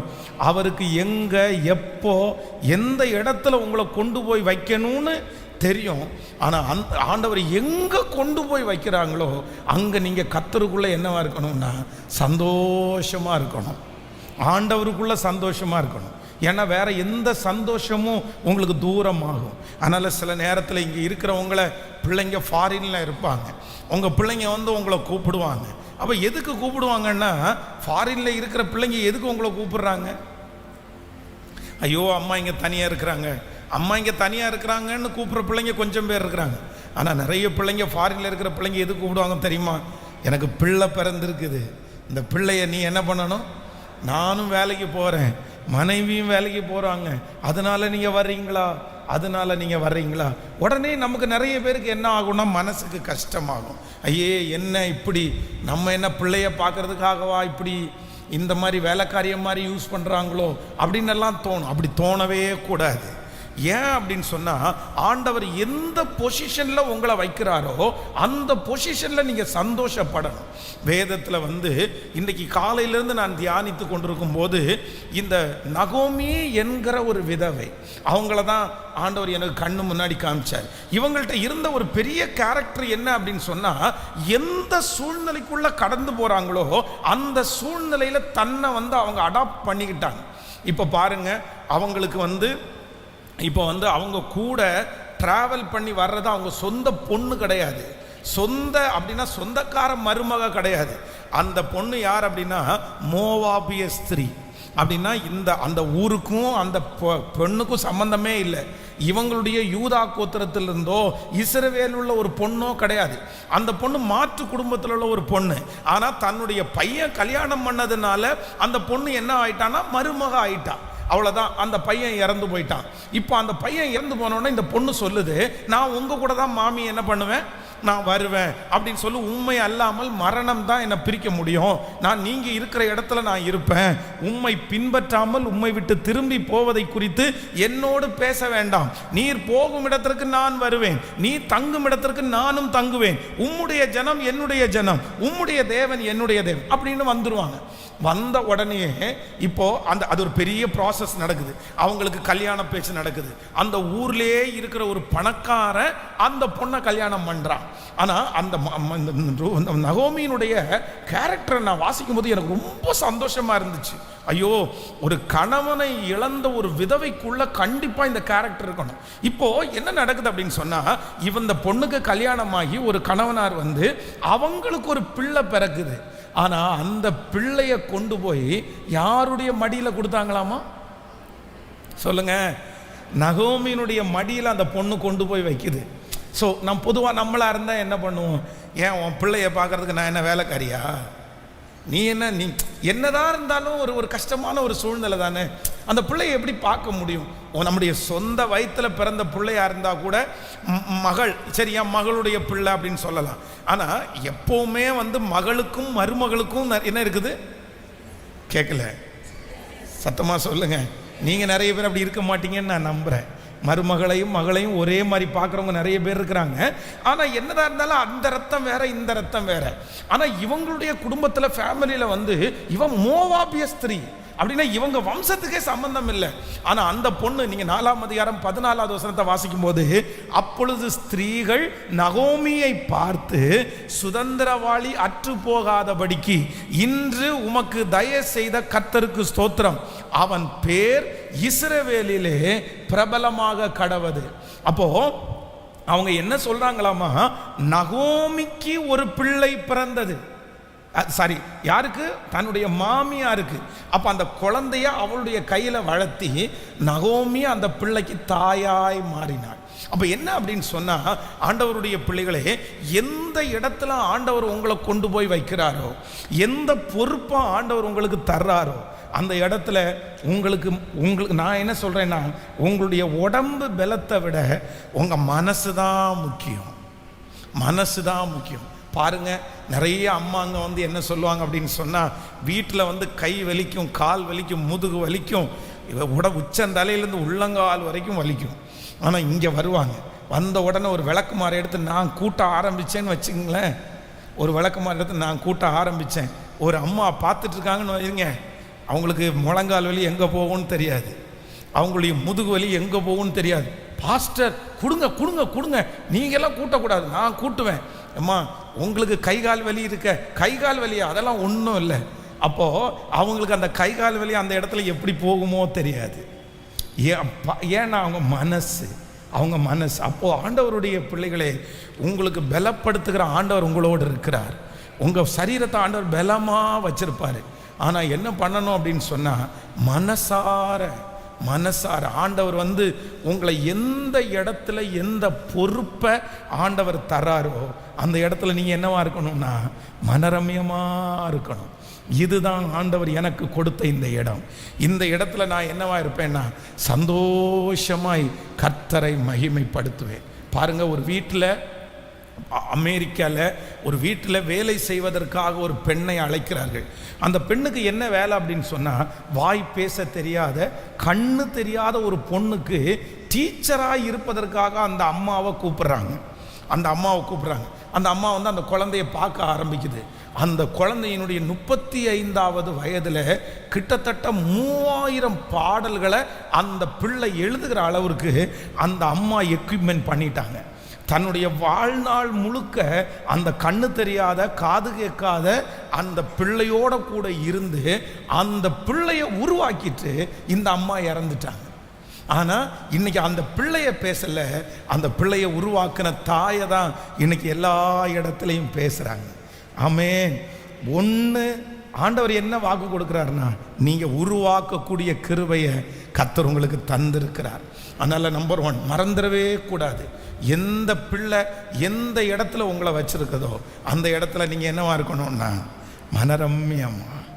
மனரம்யமா அந்த இடத்துல என்னவா இருக்கணும்னா சந்தோஷமாக இருக்கணும். நீங்கள் சொல்லுங்கள், இனி நான் அந்த இடத்துல துக்கமாக இருக்க மாட்டேன். இப்போ பாருங்கள், வீட்டில் இருக்கிற அத்தனை பேரும் ஸ்விக்கியில் ஆர்டர் பண்ணி சிக்கனை வச்சு கடிச்சிட்டு சாப்பிட்ருப்பாருமா. உங்கள்கிட்ட ஒரு வார்த்தை சாப்பிட்றியான்னு கூட என்ன பண்ணிக்க மாட்டாங்க, கேட்டிருக்க மாட்டாங்க. ஆனால் உங்களுக்கு என்ன சிக்கன் சாப்பிட ஆசையா? சொல்லுங்க, உங்களுக்கு அதன் மேலே பிரியமா? கிடையவே கிடையாது. நீங்கள் கஞ்சினாலும் கரிச்சு குடிச்சிட்டு படுக்கிற ஆள். ஆனால் ஒருவேளை உங்கள் அந்த பிள்ளைகிட்ட கேட்டால் என்ன சொல்லுவாங்க தெரியுமா? உனக்கு தான் சாப்பாடு வீட்டில் இருக்கேம்மா, உனக்கு தான் அதெல்லாம் ஒத்துக்காதேம்மா. சரி, ஒத்துக்காது சரிதான்ப்பா, சாப்பாடு இருக்கு சரிதான்ப்பா, ஒரு வார்த்தை சாப்பிட்டியான்னு நான் சொல்கிறேன். அந்த எதிர்பார்ப்பே உங்களுக்கு வேண்டாம். நீங்கள் அந்த சிக்கனுக்கு ஆசைப்படலை, அந்த சிக்கனை சாப்பிட்டு தான் உங்கள் வயிறு நிறையணும்னு இல்லை. அதை கொடுத்தா கூட அந்த பீஸை வீட்டில் இருக்கிற குழந்தைகளுக்கு நீங்கள் சாப்பிடணும் தான் நீங்கள் கொடுப்பீங்க. ஆனால் அந்த இடத்துல என்ன அப்படின்னு சொன்னால், உங்களை விசாரிக்கலையே, என்ன இந்த இடத்துல ஒரு தூள் மாதிரி வச்சிருக்கிறாங்களே, ஒரு குப்பை மாதிரி வச்சிருக்கிறாங்களே அப்படின்ற உணர்வை பிசாசு உங்களுக்குள்ளே கொண்டு வருவான். ஆனால் நீங்கள் என்ன நினைக்கணும் அப்படின்னு சொன்னால், இல்லவே இல்லை, அந்த இடத்துல துக்கத்திற்கு நீங்கள் என்ன பண்ணக்கூடாதுன்னா இடம் கொடுக்கவே கூடாது. ஆமேன்னு சொல்லுங்க. நம்ம அந்த இடத்துல சொல்லலையா, நீங்கள் போய் டைரெக்டாக ஒரு பீஸ் கொடுப்பா அப்படின்னா கொடுத்துட போகிறாங்க. நான் சாப்பிட்லான் இருக்கு அப்படின்னு சொன்னால் செஞ்சிட போகிறாங்க. அதனால் சிலர் என்ன பண்ணுவாங்கன்னா அவங்களே ஒதுக்கிக்குவாங்க. இல்லை, கர்த்தர் உங்களுக்கு கொடுத்துருக்கிற பொறுப்பை நீங்கள் எப்படி செய்யணும் அப்படின்னா சந்தோஷமாய் பலன் இருக்கிற வரைக்கும் பெருசாக ஒன்றும் செய்ய வேண்டாம், முடியாததை செய்ய வேண்டாம், இழுத்து போட்டு செய்ய வேண்டாம், கவலையோடு செய்ய வேண்டாம், டென்ஷனோடு செய்ய வேண்டாம். இந்த வயசில் இல்லைன்னா இந்த காலத்தில் நீங்கள் எப்படி இதை மேற்கொள்ளணும் அப்படின்னா ரிலாக்ஸாக. நான் இந்த பலிபீடத்தில் உங்களுக்காக ஜெபிக்கிறேன். ஆமேன். இந்த பலிபீடத்திலேருந்து ஜெபிக்கிறேன். என்ன ஜெபிக்கிறேன் அப்படின்னா, உங்கள் பிள்ளைங்க உங்கள்கிட்ட கொடுக்குற பொறுப்பு, இந்த உலகத்தில் உங்கள் கையில் கொடுக்குற பொறுப்பு, ஆண்டவர் உங்கள் கையில் கொடுக்குற பொறுப்பை நீங்கள் எப்படி செய்ய போகிறீங்கன்னா, இதுக்கு பிறகு சந்தோஷமாக நீங்கள் செய்ய போகிறீர்கள். ஆண்டவர் அந்த பலத்தை கர்த்தர் உங்களுக்கு தரப்போகிறாரு. உங்கள் மனசை ஆண்டவர் ஸ்ட்ரென்தன் பண்ண போகிறாரு. உங்கள் உடம்ப ஆண்டவர் ஆல்ரெடி பலமாக தான் கர்த்தர் வச்சிருக்கிறாரு. உங்கள் மனசையும் ஆண்டவர் பலனாய் வைக்க போகிறார். எத்தனையோ தாயார்களை பார்த்துருக்குறேன். பிள்ளைங்க அத்தனை பேரும் காரில் கிளம்பி போவாங்க, அம்மாவை மட்டும் விட்டுட்டு போவாங்க. மாலுக்கு போகும்போது, கடைக்கு போகும்போது நிறைய பேர் உடனே ஃபீல் பண்ணுவாங்க, நான் மட்டும் தனியாக இங்கே இருக்கிறேனே. நான் சொல்கிறேன், அந்த மாலுக்கு போய் நான் போக வேண்டான்னு சொல்லலை, ஆனால் அங்கே போய் நீங்கள் ஒன்றும் பெரிய சந்தோஷமாக இருக்க போகிறது சொல்லுங்களேன். அங்கே போய் என்ன பண்ண போகிறோம்? ஒன்றும் கிடையாது. அங்கே போய் இருக்கிற சாரியை வாங்கி நம்ம கட்ட போகிறோம் அப்படிலாம் கிடையாது. ஆனால் நான் என்ன சொல்கிறேன் அப்படின்னு சொன்னால், நீங்கள் வீட்டில் சந்தோஷமாக இருக்கணும். யாரோட இருக்கணும் அப்படின்னு சொன்னால் கர்த்தரோடையே இருக்கணும். ஸோ அந்த அண்டர்ஸ்டாண்டிங் தான், அந்த அண்டர்ஸ்டாண்டிங் தான் உங்களுக்குள்ளே அது வரணும். ஒன்று வரணும். நம்மளை விட்டு ஒன்று போயிருச்சு, நம்மளை விட்டு ஒன்று இழந்துச்சு, இதுக்காக கவலைப்பட்டு என்ன பண்ணுறது? இப்போ பாருங்களேன், உங்களுக்கு ஒரு சாரி தொலைஞ்சு போச்சு அப்படின்னு சொல்லி கேட்டால் கூட நம்ம வாங்கி கொடுத்துடலாம். சரி, ஒரு சாரியா வாங்கி கொடுத்துடலாம் அப்படி வச்சுங்க. இப்போது புருஷன் தொலைஞ்சு போயிட்டாரு, இல்லை நம்முடைய லைஃப்பில் ஒருத்தர் முக்கியமானவங்க போச்சு. அதான் தாவீது சொல்லுகிறான், நான் அதனிடத்திற்கு போவேனே அல்லாமல் அது என்னிடத்திற்கு திரும்பி. இறந்து போனவர்கள் நம்மிடத்துல திரும்பி வரமாட்டார்கள், அவர்களை தேடி நம்ம போக முடியாது, அவ்வளோதான், அது முடிஞ்சிருச்சு. இனி அதை நினைச்சு கவலைப்பட்டு எந்த பிரயோஜனமும் இல்லை. அதான் நடந்துச்சு, போனது போயிடுச்சு. நான் ஒன்று செய்ய போகிறேன், என் கையில் என்ன பொறுப்பு கொடுக்கப்படுது, அம்மா 3 நேரமும் நீ சாப்பிட்டுட்டு இந்த இடத்துல உட்காந்து ஜெபம் பண்ணுமா அப்படின்னு சொல்கிறாங்களா? அதை மாதிரி ஒரு என்ஜாய்மெண்ட் வேறு என்ன இருக்குது? ஹல்லேலூயா! எத்தனை பேர் ஆமோதிக்கிறீங்க? ஆனால் நமக்கு என்ன தெரியுமா, அது மட்டும் செய்ய முடியாது. அதுக்கு நம்ம நிறைய பேருக்கு வருத்தமாக இருக்குது.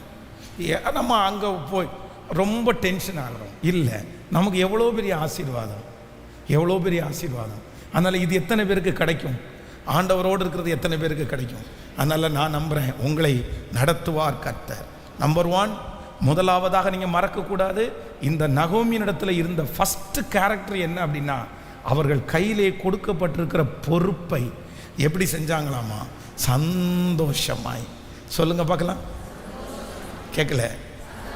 முடிஞ்சதை பிள்ளையை பெற்று எல்லாருமே ரூத்தினுடைய பிள்ளைன்னு சொல்லலையாமா, யாருடைய பிள்ளைன்னு சொன்னாங்களாமா? கேட்கல? அவ எந்த அளவுக்கு அந்த அம்மா இன்ட்ரெஸ்டாக அந்த குழந்தைய பார்த்துருக்கும் பாருங்களேன். நீங்கள் 4ஆம் அதிகாரம் 16வது வசனத்தை வாசிச்சா, நகோமி அந்த பிள்ளையை எடுத்து தன் மடியிலே வைத்து அதை வளர்க்கிற தாயானாள். நகோமி அந்த பிள்ளையை எடுத்து தன் மடியிலே வைத்து அதை வளர்க்கிற, நம்மளா இருந்தால் என்ன பண்ணுவோம்னு நினச்சிக்கோங்க. போறா பாரு, சாரியை கட்டிட்டு கிளம்பிட்டா புருஷனோட. எங்கத்தான் போவ அளவு தெரியல, என்னத்தை தான் பண்ணும் அளவு தெரியல. குழந்தைய தலையில் கட்டிட்டாளா, கிளம்பிட்டாளா? நான் ஒருத்தி வேண்டாத ஆகாவளியா இங்கே கிடக்கிறேன் இல்லை, நான் ஒருத்தி சும்மா இங்கே இருக்கிறேன் இல்லை, என்ன கேட்குறது தான் யாரும் இல்லையே. ஆமாம், தலையில் கட்டிட்டு நீ போ. அது வேற, அந்த குழந்தைய ஒரு திட்டுறது, சனியை நம்ம தலையில் மாட்டிருச்சு அப்படின்னு இல்லை. என்ன மாதிரி ஒரு, நீங்கள் எவ்வளோ பெரிய ஸ்தானத்தில் இருக்கிறீங்க, நீங்கள் எவ்வளோ பெரிய ஸ்தானத்தில் இருக்கிறீங்க. நீங்கள் என்ன செஞ்சாலும் அது நடக்கும், நீங்கள் என்ன ஜெபம் பண்ணாலும் அது நடக்கும். ஆண்டவர் உங்கள் வார்த்தைக்கு மாறவே மாட்டார். ஏதாவது ஆண்டவருக்கு ரொம்ப பிடிக்கும். வேதத்தில் நான் ஃபஸ்ட்டு ஸ்டார்ட் பண்ணும்போது சொன்னது மாதிரி, ஏதாவது ஒரு விதவையாக கூட ஆண்டவர் வெறுமையாக அனுப்பியிருக்காரா? ஒருத்தரை கூட வெறுமையாக அனுப்பியிருக்காரா? கிடையவே கிடையாது. நீங்கள் உடனே என்ன பண்ணணும்னா, அந்த பிள்ளைய கையில் எடுத்து வச்சு, இவன் ஊழியக்காரனாக மாறணும், இவன் ஊழியக்காரியாக மாறணும். ஒன்று நான் இங்கேருந்து பார்ப்பேன், இல்லைன்னா நான் அங்கேருந்து பார்ப்பேன். நான் செய்ய தவறினதை இந்த பிள்ளை செய்யணும், நான் விட்டதை இந்த பிள்ளை செய்யணும். ஸோ இனி உங்கள் கையில் கொடுக்கப்படுகிற பொறுப்பை நீங்கள் எப்படி செய்ய போகிறீங்க? சத்தமா வரலையே சத்தம், இன்னும் சந்தோஷமா. உங்களுக்கு ஒன்றும் பண்ணாது, நீங்கள் நல்லா இருப்பீங்க, நீங்கள் பலனா இருப்பீங்க. கர்த்தருக்கு காத்திருக்கிறவர்களோ புது பலன் அடைந்து செட்டைகளை அடித்து உயரே எழும்புவார்கள், அவர்கள் சோர்ந்தே போக மாட்டாங்க. அதனால உங்களுக்கு சரீரத்தில் எந்த பலவீனமும் வராது. வந்தாலும் அதை நீங்கள் ஈஸியாக ஓவர் கம் பண்ணிடுவீங்க. அதெல்லாம் உங்களை சேதப்படுத்தப்படும். நீங்கள் 2 நாளைக்கு மேலே யார் படுத்தப்படுக்கையாக இருந்திருக்கீங்க? கிடையவே கிடையாது. கர்த்தர் உங்களை தட்டி எழுப்புவார், நீங்கள் உற்சாகம் அடைவீர்கள். நைட்டு படுக்க போகும்போது கை வலிக்குது கால் வலிக்குதுன்னு போவீங்க, காலையில் எழும்பும் போது கை வலியும் இல்லை கால் வலியும் இல்லை, பொறுப்பு முன்னாடி வந்து நிற்கும் உங்களுக்கு. அந்த மாதிரி ஆண்டவர்களை டிசைன் பண்ணியிருக்கிறாரு. அதனால் ஆண்டவரே, இந்த நகோமியினுடைய அபிஷேகம் என் தலை மேலே வரட்டும். என்ன தலை மேலே வரட்டும்? என் கையில் கொடுக்குற பொறுப்பை நான் என்ன செய்யணும்னா, கவலையோடு அல்ல, மன தாங்கத்தோடு அல்ல, வெறுப்போடு அல்ல, எப்படி செய்யணும் அப்படின்னா சந்தோஷமா சந்தோஷமா சந்தோஷம். ரெண்டாவது வேகமாக நான் உங்களுக்கு சொல்லி நான் ஜெபித்து முடிக்கிறேன். ஸோ இரண்டாவது ஒரு காரியத்தை கூட நம்ம வாசிக்கலாம். அந்த வேதத்திலேருந்து இரண்டாவது ஒரு காரியத்தை வாசிக்க போகிறோம். 2ஆம் அதிகாரத்தினுடைய 2வது வசனம். மோவாபிய ஸ்திரீயான ரூத் என்பவள் நகோமியை பார்த்து, நான் வயல்வெளிக்கு போய் யாருடைய கண்களில் எனக்கு தயை கிடைக்குமோ அவர்கள் பிறகே கதிர் பொறுக்கி கொண்டு வருகிறேன் என்றாள். அதற்கு இவள், என் மகளே போ என்றாள். அவள் போய் வயல்வெளியில் அறுக்கிறவர்களுக்கு பிறகே பொறுக்கினாள். தற்செயலாய் அவளுக்கு நேரிட்ட அந்த வயல் நிலம் எலிமெலேக்கின் வம்சத்தானாகிய போவாசுடையதாய் இருந்தது. கவனிய ஆண்டவருடைய பிள்ளைகளே, இந்த நகோமி அம்மாவனிடத்தில் இருந்த 2வது கேரக்டர் எனக்கு ரொம்ப பிடிச்சிருச்சு. என்ன அப்படின்னு சொன்னால், அவங்க 2 பேரும் சேர்ந்து வர்றாங்க. எங்கே வர்றாங்கன்னா சொந்த ஊருக்கு வந்துட்டாங்க. சொந்த ஊருக்கு வரும்போது 2 பேரும் ஒருத்தருக்கு முஞ்சி ஒருத்தர் பார்த்துட்டே இருக்காங்க. அப்போ இந்த மருமகள் வந்து அந்த மாமியாரை பார்த்து சொல்கிறாங்க, நான் என்ன பண்ணுறேன் அப்படின்னு சொன்னால், நான் கொஞ்சம் வெளியே போட்டுமா, நான் கொஞ்சம் வெளியே போய் எங்கேயாவது ஒரு இடத்துல போய் எனக்கு கோதுமை ஏதாவது கிடைக்குமான்னு பார்த்துட்டு வரட்டுமா அப்படின்னு சொல்கிறாங்க. இந்த பொண்ணு வாலிப பொண்ணு, இந்த பொண்ணு ரொம்ப அழகான பொண்ணு, இந்த பொண்ணு மோவாபிய ஸ்திரீ, இவங்க கொஞ்சம் ஏஜ்னானவங்க. இவங்க சொல்லும் போதே சொல்கிறாங்க, நான் வயசு போயிடுச்சு எனக்கு அப்படின்னு சொல்கிறாங்க. இப்போ அந்த பொண்ணு நம்மளாக இருந்தால் என்ன பண்ணுவோம் அப்படின்னு சொன்னால், ரொம்ப பயப்படுவோம். ஒன்று பயப்படுவோம், இல்லைன்னா சந்தேகப்படுவோம். இந்த 2மே நமக்குள்ளே இருக்கும். இந்த பொண்ணு சின்ன பொண்ணாக இருக்குதா, அழகான பொண்ணாக இருக்குதா, வெளியூரில் உள்ள பொண்ணு, இந்த பிள்ளை எப்படி போய் சமாளிச்சுட்டு வரணும், ஒன்று பயமாக இருக்கும். இன்னொன்று, இந்த பொண்ணு போகிற வழியில் யாரையாவது ஒருத்தரை பார்த்து பல்ல காமிச்சிச்சுன்னா சிரிச்சிச்சுன்னா என்ன பண்ணும் அப்படின்ற சந்தேகம் இருக்கும். ஆனால் இந்த நகோமி என்ன சொல்கிறாங்க அப்படின்னு சொன்னால், அந்த பிள்ளை மேலே நம்பிக்கை வச்சு அந்த பிள்ளையை என்ன பண்ணுறாங்கன்னா உற்சாகப்படுத்தி, நீ போமா, நீ போமா, உன் கூட கர்த்தர் இருப்பார், உனக்கு நல்ல வயல் நிலத்தை கர்த்தர் வாய்க்க பண்ணுவார்.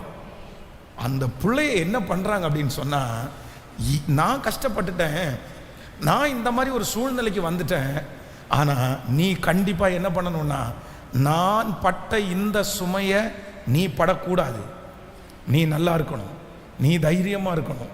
அப்போது அந்த என்கரேஜ்மெண்ட் அங்கே போயிட்டு எதேர்ச்சியாய் அவர்களுக்கு நேரிட்ட வயல் நிலம் போவாசுடையதாக இருந்தது. அப்போ அந்த போவாஸ் உடனே இந்த பிள்ளையை பார்த்து யாருடையதுன்னு விசாரிக்கிறான். அந்த புள்ள உடனே சொல்லுது, இந்த மாதிரி நான் ஒரு வயல் நிலத்துக்கு போனேன், பொறுக்கிட்டு இருந்தேன், போவாசன் ஒருத்தர் இருந்தார், அவர் எனக்கு இந்த மாதிரி கொடுத்தாருன்னு சொன்ன உடனே அந்த அம்மா சொல்லுது, என் மகளே நீ பொறுத்துரு, அந்த மனுஷன் இந்த காரியத்தை முடிக்கிற வரைக்கும் என்ன பண்ண மாட்டானா, தூங்க மாட்டான், கர்த்தர் நமக்கு நன்மை செய்வார். நம்பர் 2, இரண்டாவது உங்களுக்குள்ளே இருக்க வேண்டிய 2வது ஒரு ஸ்பிரிட் என்ன அப்படின்னா, நீங்கள் முடிஞ்ச வரைக்கும் எல்லாரையும் நீங்கள் என்ன பண்ணணும்னா என்கரேஜ் பண்ணுறவங்களா இருக்கணும். எப்படி இருக்கணும்? சத்தமாக சொல்லுங்கள். ஆனால் நம்ம என்ன பண்ணுவோம்னு நினைக்கிறீங்க? யாரையாவது ஒருத்தரை பார்த்தா, எனக்கு இந்த பாடு, உனக்கு ஹலோ, அப்படி தானே? யாராவது ஒருத்தர் ஒருவேளை கணவனை இழந்த ஒரு இளம் புள்ள உங்களை சந்திச்சா என்ன சொல்லி இருக்கிறீங்க நீங்கள்? ஒன்றும் கவலைப்படாதப்பா, ஆண்டவர் உன் கூட இருக்கிறார்ப்பா, நீ போப்பா, நீ சாதிக்கணும்ப்பா, உனக்கு இன்னும் நிறைய வயசு இருக்குப்பா, நீ நிறைய காரியத்தை செய்ய வேண்டியது இருக்குது, நீ தைரியமா மட்டும் இரு, நீ நல்லா சம்பாரி, நீ நல்ல சாட்சியா வாழு, உன் பிள்ளைய நல்லா வளர்த்து உன்னை பாதுகாப்புறது கர்த்தர் இருக்கிறாரு. என்ன ஆண்டவர் பாதுகாத்திருக்கிறாரு இல்ல, யாருடைய கையும் உன் மேல படாம கர்த்தர் பாதுகாப்பாரு அப்படின்னு நீ அத்தனை பேர் சொல்லி இருக்கிறீங்க. நம்ம என்ன சொல்லுவோம் அவங்கள பார்த்தோம், ஐயோ பிள்ளை இந்த மாதிரி ஆகி போச்சா உனக்கு, என் வாழ்க்கை தான் இப்படி இருக்குது, உன் வாழ்க்கையும் இப்படி இருக்குதா, தொலைஞ்ச முடிஞ்ச இந்த சமுதாயம் உன்னை என்ன பேசும் தெரியுமா, நீ எப்படி இருப்ப தெரியுமா, எப்படி ஆவ தெரியுமா. உடனே உங்கள் கண்ணிலேருந்து நல்லாவே கண்ணீர் வரும். அழுறதுக்கு உங்களுக்கு சொல்லியா தரணும்? உங்க சொல்லியே தர வேண்டாம். இல்லை, அந்த துக்கத்தினுடைய நான் குற்றப்படுத்தலை. ஆனால் என்ன அப்படின்னா, எனக்கு இந்த நகோமியை ரொம்ப பிடிச்சிருச்சு. இவங்க எனக்கு மாமியாராக வந்தால் நல்லா இருந்திருக்கும்னு நினச்சேன். சரி, எவ்வளோ ஒரு நல்லா மாமியார் பாருங்க. அந்த பிள்ளைய அந்த அம்மா என்ன சொல்கிறாங்க அப்படின்னு சொன்னால், போப்பா நீ போப்பா, நீ எந்திரிச்சு போ. அத்தை, இது வெளியூர் ஆச்சே, நீ கவலைப்படாத, இஸ்ரவேலின் கர்த்தர் உன் கூட இருப்பார். அத்தை, யாராவது பார்த்து ஏதாவது சொன்னாங்கன்னா ஒன்றும் வராது. ஆபிரகாமுடைய மனைவியை ராஜா பிடிச்சி கொண்டு போய் வீட்டில் வச்சிருக்கும் போது ஆண்டவர் அந்த பிள்ளை மேலே விரல் கூட படாம பாதுகாத்தார்ல, ஒருத்தனுடைய விரல் கூட உன் மேலே படாம பாதுகாக்கிறதுக்கு கர்த்தர் வல்லவராக இருக்கிறார். நீ இடம் மட்டும் கொடுக்காம இருந்தா போதும். நீ இடம் மட்டும் கொடுத்து, அவ்வளவு தைரியம், அவ்வளவு விசுவாசம், அவ்வளவு உந்தி தள்ளி ஸ்ட்ரென்தன் பண்ணி, நான் நம்புறேன் இன்னைக்கு உங்க மேல ஒரு அபிஷேகம் வருது. என்ன அபிஷேகம் வருதுன்னா, தைரியப்படுத்துகிற அபிஷேகம். உங்களுக்கு ஃபோன் பண்ணி பேசின உடனே, உங்கள் பிள்ளை பேசின உடனே, அம்மாவா நீங்கள் இருக்கிறீங்களா, நீங்கள் பேசும்போது அவங்களுக்கு என்ன வரணும்னா அப்படியே தைரியம் வரணும். நான் ஜெபம் பண்ணுறேன் பிள்ளை, உனக்காக நான் ஜெபம் பண்ணுறேன், நீ போ, எது கவலைப்பட்டு உட்காந்துருக்குற, ஆண்டவர் என்ன நடத்த மாட்டாரா, ஆண்டவர் என்ன இது பண்ண மாட்டார். உடனே நீங்கள் ஏன்னா நீங்கள் இருக்கிறதே எங்களுக்கு ஒரு பெரிய ஸ்ட்ரென்த்து. நீங்கள் இருக்கிறதே பின்னாடி இருக்கிறவங்களுக்கு ரொம்ப ஸ்ட்ரென்த்து.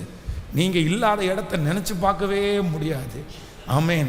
அந்த மாதிரி ஒரு இடத்துல நீங்கள் இருக்கணும்னு ஆசைப்படணும். ஒருவேளை ஆண்டவருடைய வருகை தாமதிச்சா, நான் ஒரு தொண்டு கிழவனாக மாறினேன்னா, அது வரைக்கும் இருந்தா நான் இப்போவே கற்பனை பண்ணியிருக்கிறேன்.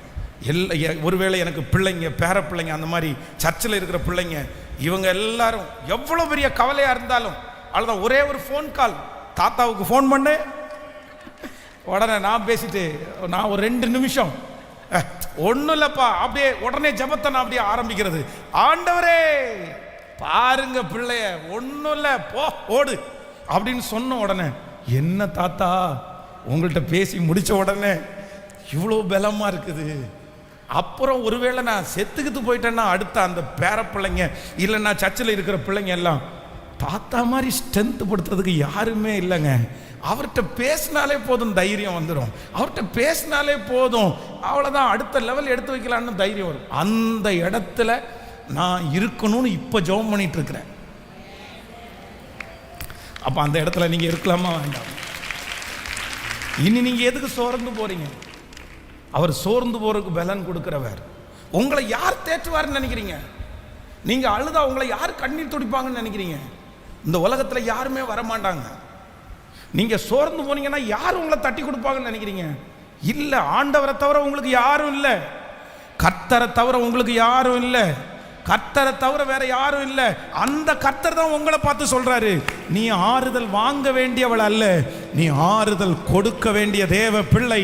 தைரியத்தை வாங்க வேண்டியவள் அல்ல, தைரியப்படுத்துகிற தேவனுடைய பிள்ளை. எழுந்து புறப்பட்டு போய் தைரியப்படுத்தணும். அந்த அபிஷேகம் உங்க தலை மேல அப்படியே இருக்கட்டும். ஆமேன் சொல்லுங்க பார்க்கலாம். எத்தனை பேர் ஆம் ஒதுக்கிறீங்க? இனி உங்க கண்ணிலிருந்து கண்ணீர் வரக்கூடாது, அழுக வரக்கூடாது, துக்கம் வரக்கூடாது. எப்படி இருக்கிறீங்கன்னு உங்கள்கிட்ட கேட்டால் நீங்கள் என்ன சொல்லணும்? சத்தமாக சொல்லுங்க, நான் நல்லா இருக்கிறேன் பாஸ்டர், சந்தோஷமாக இருக்கிறேன், கர்த்தருக்குள்ளே நான் சந்தோஷமாக இருக்கிறேன், நல்லா சாப்பிட்றேன், நல்ல நிம்மதியாக தூங்குறேன், அவ்வளோதான், எனக்கு கவலையே இல்லாத வாழ்க்கை. என்ன ஆமீன் வரமாட்டேங்குது? கவலையே இல்லாத வாழ்க்கைன்னு சொன்னால் மட்டும், அதை மட்டும் சொல்லாதீங்க பாஸ்டர், 1000 கவலை. நான் சொல்கிறேன், எதுக்கு நீங்கள் கவலைப்படணும்? எதுக்கு நீங்கள்? அவர் உங்களை விசாரிக்கிறவர் ஆனபடினார். இப்போ உங்களுக்கு தகப்பன், உங்களுக்கு கணவன் யார் அப்படின்னா பரலோக தேவன். நடக்க வேண்டிய நேரத்தில் நடக்க வேண்டிய காரியங்கள் நேர்த்தியாய் கர்த்தர் நடத்துறதுக்கு வல்லவராயிருக்கிறார். ஸோ நம்பர் 2 ஒரு தீர்மானம் எடுக்க போகிறோம். என்ன தீர்மானம் எடுக்க போகிறோம்னா, எல்லாருக்கும் நான் என்ன பண்ண போகிறேன்னா, பின்னாடி இருந்து அவங்கள என்ன பண்ண போகிறேன்னா, தைரியப்படுத்த போகிறேன். உங்கள் பிள்ளைங்க உங்கள்கிட்ட சோகமாக வந்து நிற்பாங்க. ஒருவேளை இங்கே இந்த சத்தத்தை கேட்குற யாரோ ஒருத்தருக்கு கணவனாரை இழந்து இளம் பிள்ளைகள் உங்களுக்கு இருக்கலாம். சின்ன பிள்ளைங்களை நீங்கள் வளர்த்துருக்கலாம். அந்த சின்ன பிள்ளைங்கள்லாம் உங்கள்கிட்ட வந்து ஒவ்வொரு பிரச்சனையாக சொல்லும்போது உங்கள் மனசு அப்படியே இடிஞ்சு போகலாம். ஆனால் இன்றைக்கி ஆண்டவர் உங்கள் மேலே ஒரு பெரிய அபிஷேகத்தை வைக்கிறாரு. அந்த பிள்ளைங்க வந்து உங்கள்கிட்ட சொல்லும்போது நீங்கள் என்ன சொல்ல போகிறீங்க அப்படின்னு சொன்னால், ஒன்றும் இல்லை, நமக்கு உலகத்து அப்பா தான் இல்லை, ஆனால் பரலோக அப்பா நமக்கு இருக்கிறாரு. பரலோக அப்பா உங்களுக்கு இருக்கிறாரு. உலகத்து அப்பா செய்கிறத காட்டும் பரலோக அப்பா நல்லா செய்வார். அந்த பரலோக அப்பா உன்னை கைவிட மாட்டாரு. அந்த பரலோக அப்பா உன்னை நடத்துவார். எத்தனை பிள்ளைங்க இன்னைக்கு எவ்வளோ நல்லா இருக்காங்க தெரியுமா? என்ன தெரியுமா? அந்த கணவனாரை இழந்த தாயாருடைய ஒரு உற்சாகம். ஆண்டவர் அப்படியே கர்த்தர் செய்வாராக. ஸோ நம்பர் 1, முதலாவதாக ஃபஸ்ட்டு நீங்கள் மறந்துடக்கூடாது. உங்களுக்கு ஆண்டவர் கொடுத்துருக்கிற பொறுப்பை நீங்கள் என்ன பண்ணணும்? சத்தமாக சொல்லுங்கள். கேட்கல? சந்தோஷம். அம்மா உன் கையில் இருந்து எனக்கு இன்னைக்கு பூண்டு குழம்பு சாப்பிட்றதுக்கு ஆசையாக இருக்குன்னு கேட்டால் என்ன சொல்லுவீங்க? அப்படின்றக்கூடாது. அப்படியே ஒரு நான் இருக்கிற நிலைமைக்கு உனக்கு பூண்டு குழம்பு வச்சு தரணுமா? கேளு, உன் பொண்டாட்டிகிட்ட போய் கேளு, இல்லைன்னா உங்கள் வீட்டுக்கார்ட்ட போய் கேளு, ஏதோ கடையில் வாங்கி கொடுப்பான் அப்படின்னு சொல்லக்கூடாது. முடிஞ்சா உடம்புல ஹெல்த் இல்லை அப்படின்னா பரவாயில்ல, அந்த இடத்துல அந்த பொறுப்பை எப்படி செய்யணும் அப்படின்னு சொன்னால் சந்தோஷமாக கிச்சனுக்குள்ளே போங்க, சந்தோஷமாக போங்க. நம்ம நீங்கள் எப்போவுமே காஃபி உங்கள் பெட்டுக்கு வரணும்னு நினைக்காதீங்க. நீங்கள் எல்லாரையும் போட்டு கொண்டு போய் கொடுத்து எழுப்பணும்னு சொல்லுங்கள். அதுதான் தலைமைத்துவம், அதுதான் அதிகாரம். உங்கள் பிள்ளைங்க ஒரு நாள் உங்களை மிஸ் பண்ணுவாங்க பாருங்க, உங்களை பார்த்து ஆச்சரியப்படுவாங்க பாருங்க. எப்போ தெரியுமா? எங்கள் அம்மா காலையில் எழும்புவாப்பா, கத்தி ஜெபம் பண்ணுவாங்கப்பா, அவங்க சத்தம் தான் இந்த வீட்டில் எனக்கு நீங்கள் ஆசீர்வாதம் அப்படின்னு உங்கள் பிள்ளைங்க உங்களை குறித்து சாட்சி சொல்லணும். அந்த சாட்சியை நீங்கள் வாங்கணும். அதுதான் பவர். நீங்கள் இருந்தாலே அந்த வீடு ஆசீர்வாதமாக இருக்கணும்.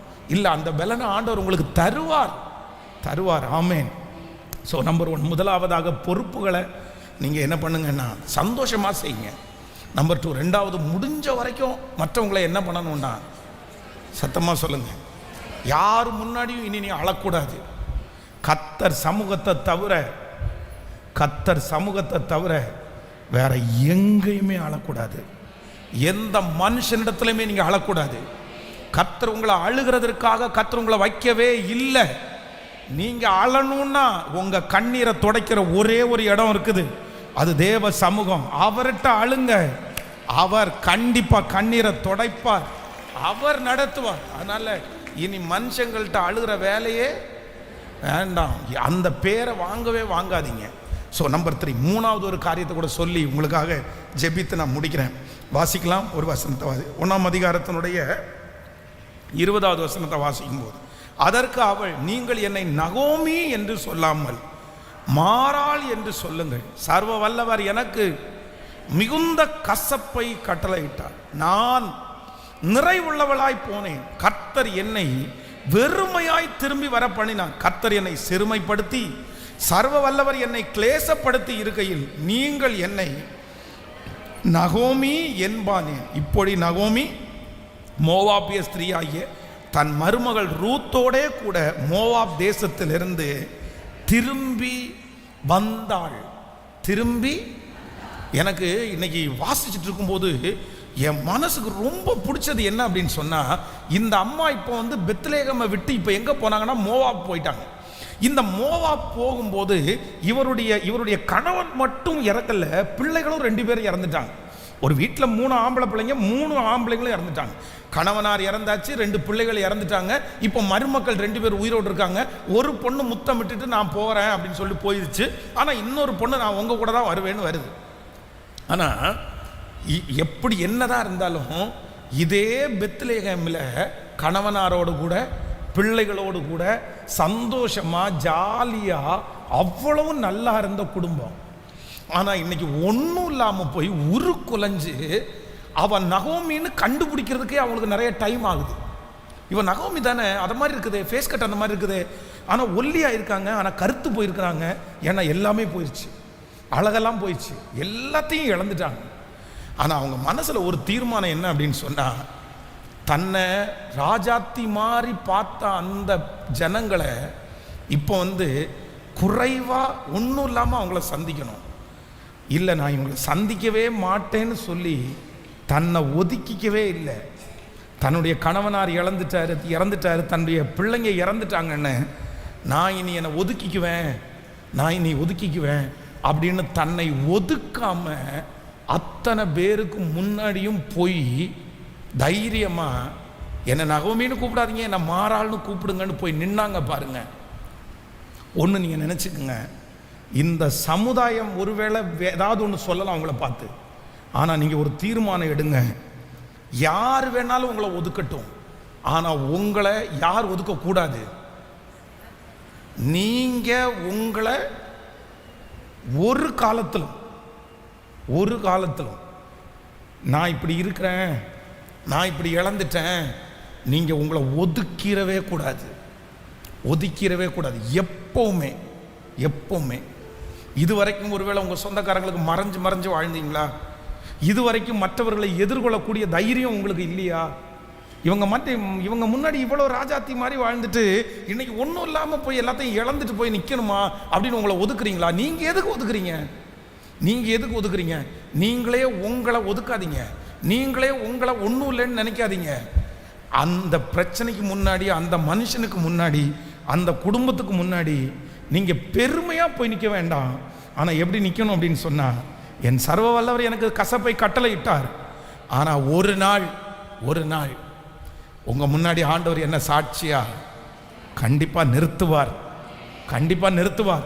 நான் என்ன ஒரு காலத்தில் என்ன பண்ண மாட்டேன்னா ஒதுக்க மாட்டேன். ஆமென்.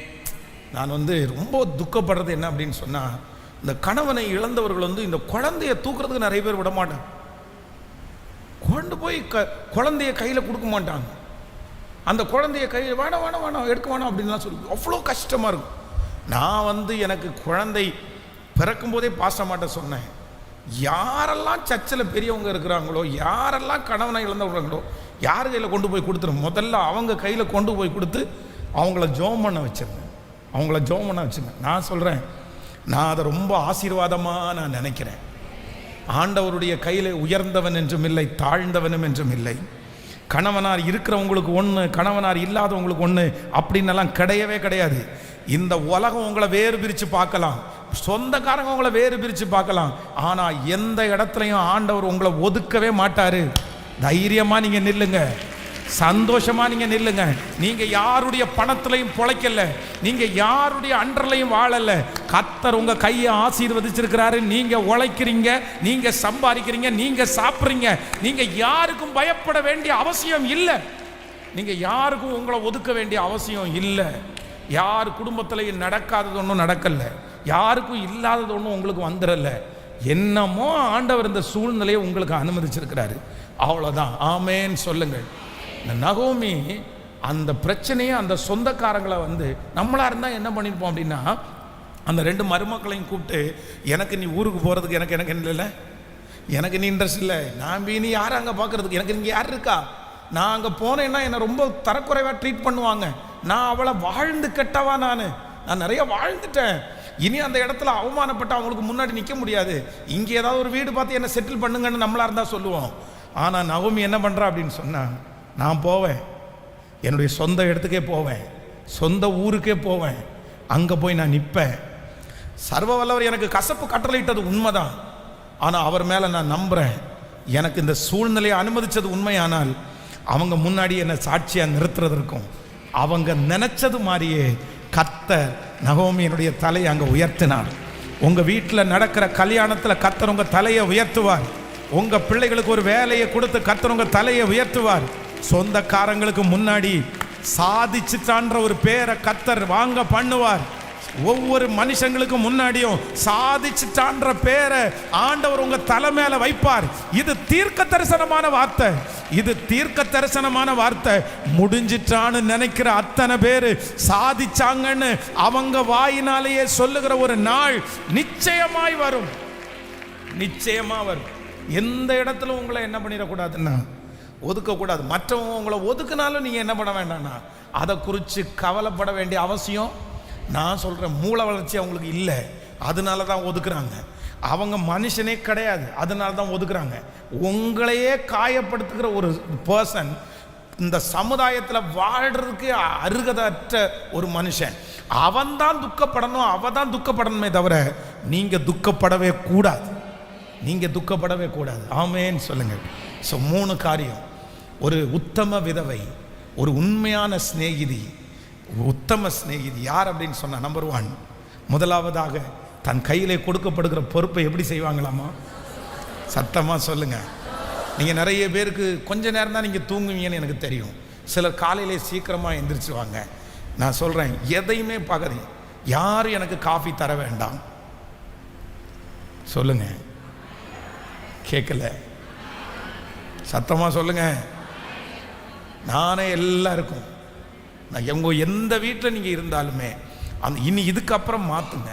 ஒருவேளை உங்களை பார்த்த உடனே என்ன புதுசாக இருக்குது, எத்தனை நாளைக்கு அப்படின்னு கேட்டால் கூட வருத்தப்படாதீங்க. ஒரு முடிவாகவே எடுங்க. என் கையில் என்ன பொறுப்பு கொடுத்தாலும் நான் என்ன செய்வேன் அப்படின்னா, பிள்ளைகளை விட்டுட்டு போகிறாங்களா, கத்திரிடத்தில் பெலனை கேளுங்க.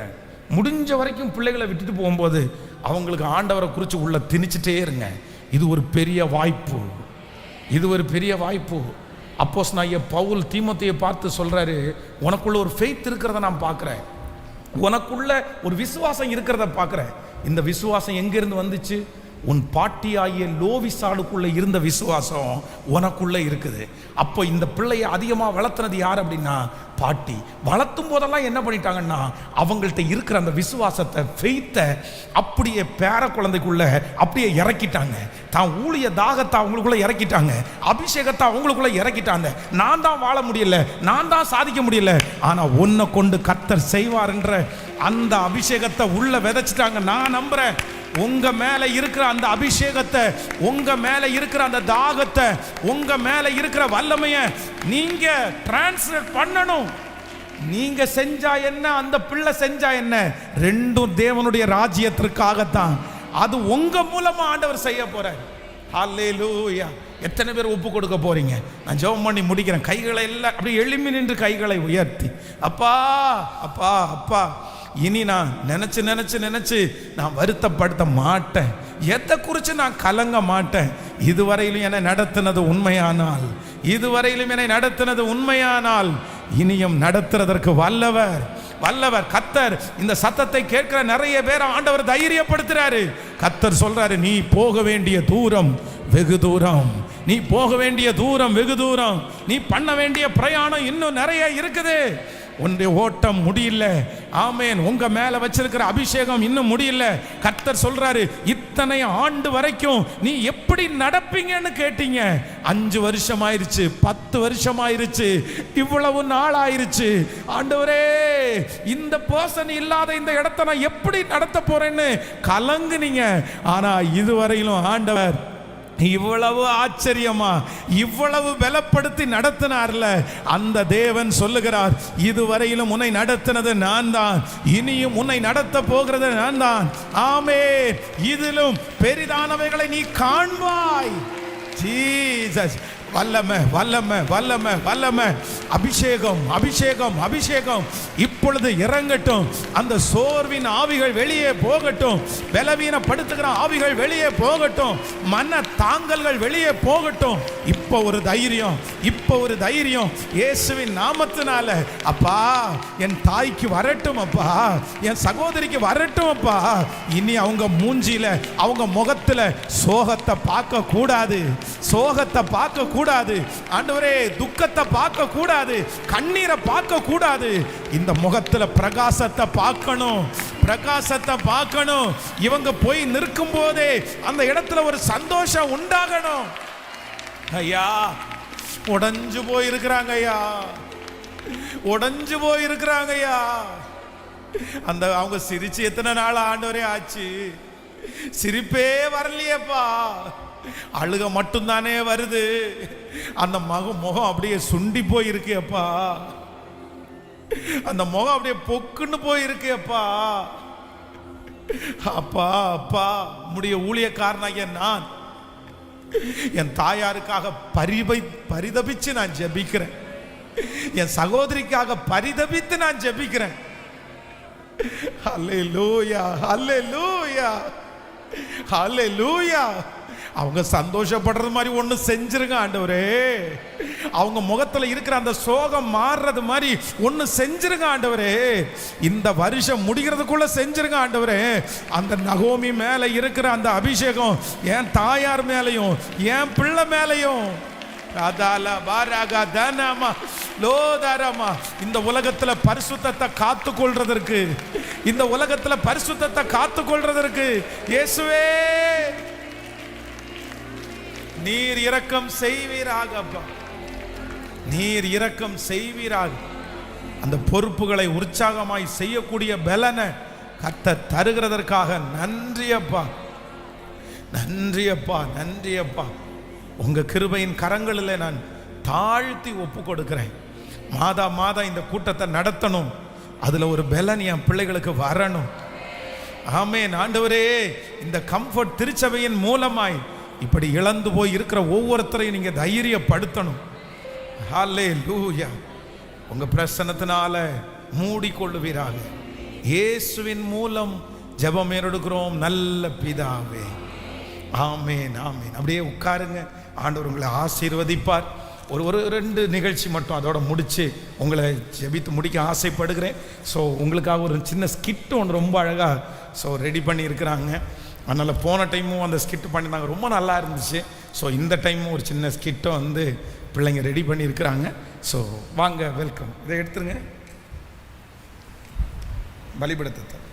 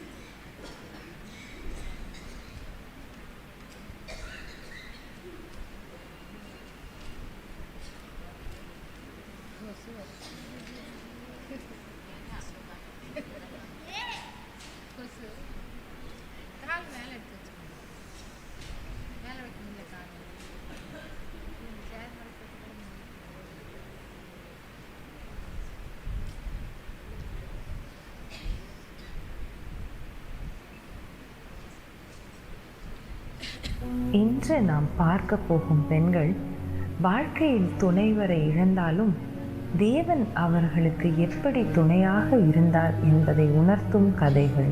இந்த உலகத்தில் தன் கணவரை இழந்த பெண்களின் மனதில் இனி நான் ஒருவரும் இல்லாமல் தனியாகத்தான் இருக்க வேண்டும், என்ன செய்வேன் என்ற உள்நோக்கம் ஏற்படும்.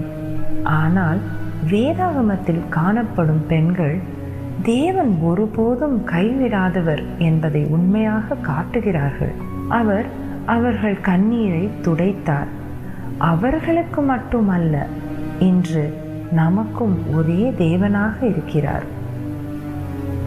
இப்போது நாம் பார்க்க போகும் இந்த பெண் மிகுந்த துக்கத்திலும் தேவனின் அற்புதத்தை அனுபவித்தார். அவளின் பெயர் வேதத்தில் குறிப்பிடப்படவில்லை. ஆனாலும் அவள் விசுவாச செயல்கள் நமக்கெல்லாம் பாடமாக உள்ளது. கர்த்தாவே, என் கணவர் இறந்து விட்டார். இப்பொழுது கடனாளிகள் என் மகன்களை அடிமையாக கொண்டு போக போகிறார்கள். அப்பொழுது எலிசா தீர்க்கதரிசி அங்கே வருகிறார். ஸ்திரீயே, உன் வீட்டில் என்ன இருக்கிறது? ஒரு சிறிய எண்ணெய் பாத்திரம் மட்டுமே இருக்கிறது. அதிகமான வெறும் பாத்திரங்களை மட்டும் கொண்டு வா. எல்லா பாத்திரங்களிலும் எண்ணெயை ஊற்று. அவள் விசுவாசித்து செய்தாள். எல்லா பாத்திரங்களும் நிரம்பின.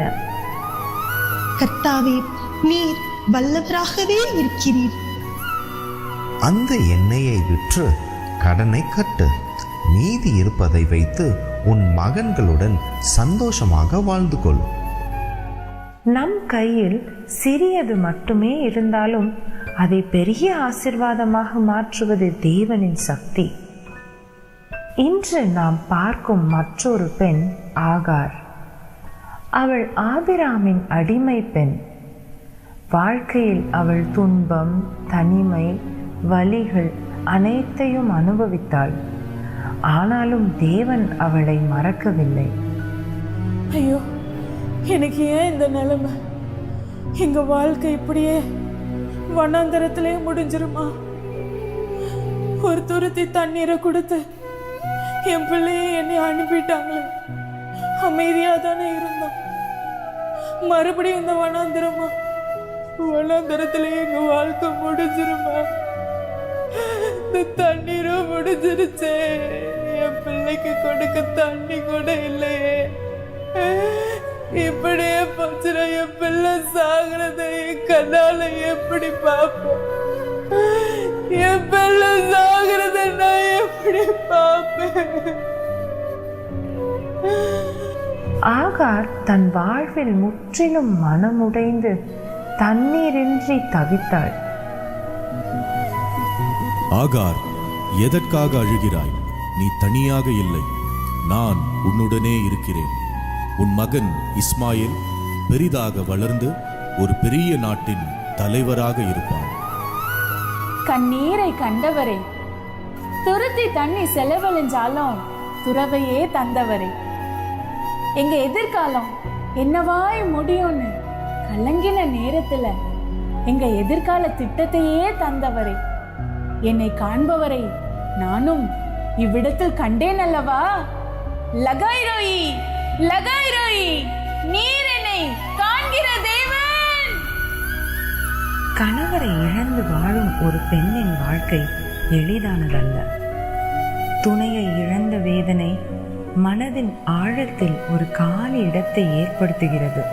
ஆனால் இந்த துக்கத்தில் கூட தேவன் அவர்களை ஒருபோதும் தனியாக விடுகிறதில்லை.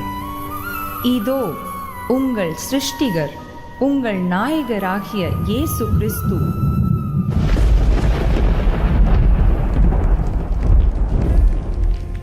என் அன்பான மகளே, நீ இப்போது துக்கத்தில் அழுது கொண்டிருக்கிறாய் என்பதை நான் அறிகிறேன். உன் கண்களில் விழும் ஒவ்வொரு துளி கண்ணீரையும் நான் எண்ணி வைத்திருக்கிறேன். உன் வாழ்வில் எல்லா கதவுகளும் மூடப்பட்டதை போல் தோன்றினாலும் நான் உன் வாழ்க்கையின் கதவு. உன் அருகில் யாருமில்லை என்று நினைத்தாலும் நான் உன் அருகிலேயே நிற்கின்றேன். உன் கணவரில்லாத வெறுமை உன் இதயத்தை நொறுக்கும் போது அந்த வெறுமையை நான் என் நேசத்தால் நிறைத்திடுவேன். உன் இரவில் துயரம் கொண்டு விழிக்கும் போது நான் நீ தூங்கும் நேரத்திலும் காவல் காத்து கொண்டிருப்பேன். உன் வாழ்க்கை முடிந்தது அல்ல மகளே, இது என் கைகளில் புதிய தொடக்கம் மட்டுமே. நான் உன்னை விடாதவன், நான் உன்னை கைவிடாதவன். நீ மனம் தளராதே. உன் கண்ணீருக்கு நான் முடிவை தரப்போகிறேன். உன் துக்கத்தை சந்தோஷமாக மாற்றப் போகிறேன். உன் குறைவுகளை நிறைவாக மாற்றப் போகிறேன். என் கையில் நீ பாதுகாப்பாக இருக்கிறாய். என் அன்பு என்றும் குறையாது. நான் சொல்கிறேன், எழுந்திரு உத்தம சிநேகிதியே. நீ என் அழகான பெண், நீ என் அன்புக்குரிய பெண். உன் எதிர்காலம் நான் காக்கின்றேன், உத்தம சிநேகிதியே.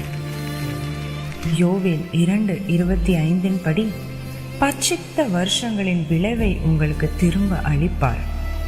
துணை இழந்தவர்கள் தேவனுடைய கண்களில் விலை மதிப்பில்லாதவர்கள். அவர்கள் துன்பத்தில் தேவன் அவர்களுக்கு பக்கமாக இருக்கிறார். அவர் அவர்களை நேசிக்கிறார், பாதுகாப்பார், வழிகாட்டுவார். இழப்பின் இருட்டில் கூட தேவன் நம்பிக்கையின் ஒளியை எரிய வைப்பார். தேவன் தாமே உங்கள் அனைவரோடும் கூட இருந்து உங்களை ஆசீர்வதிப்பாராக.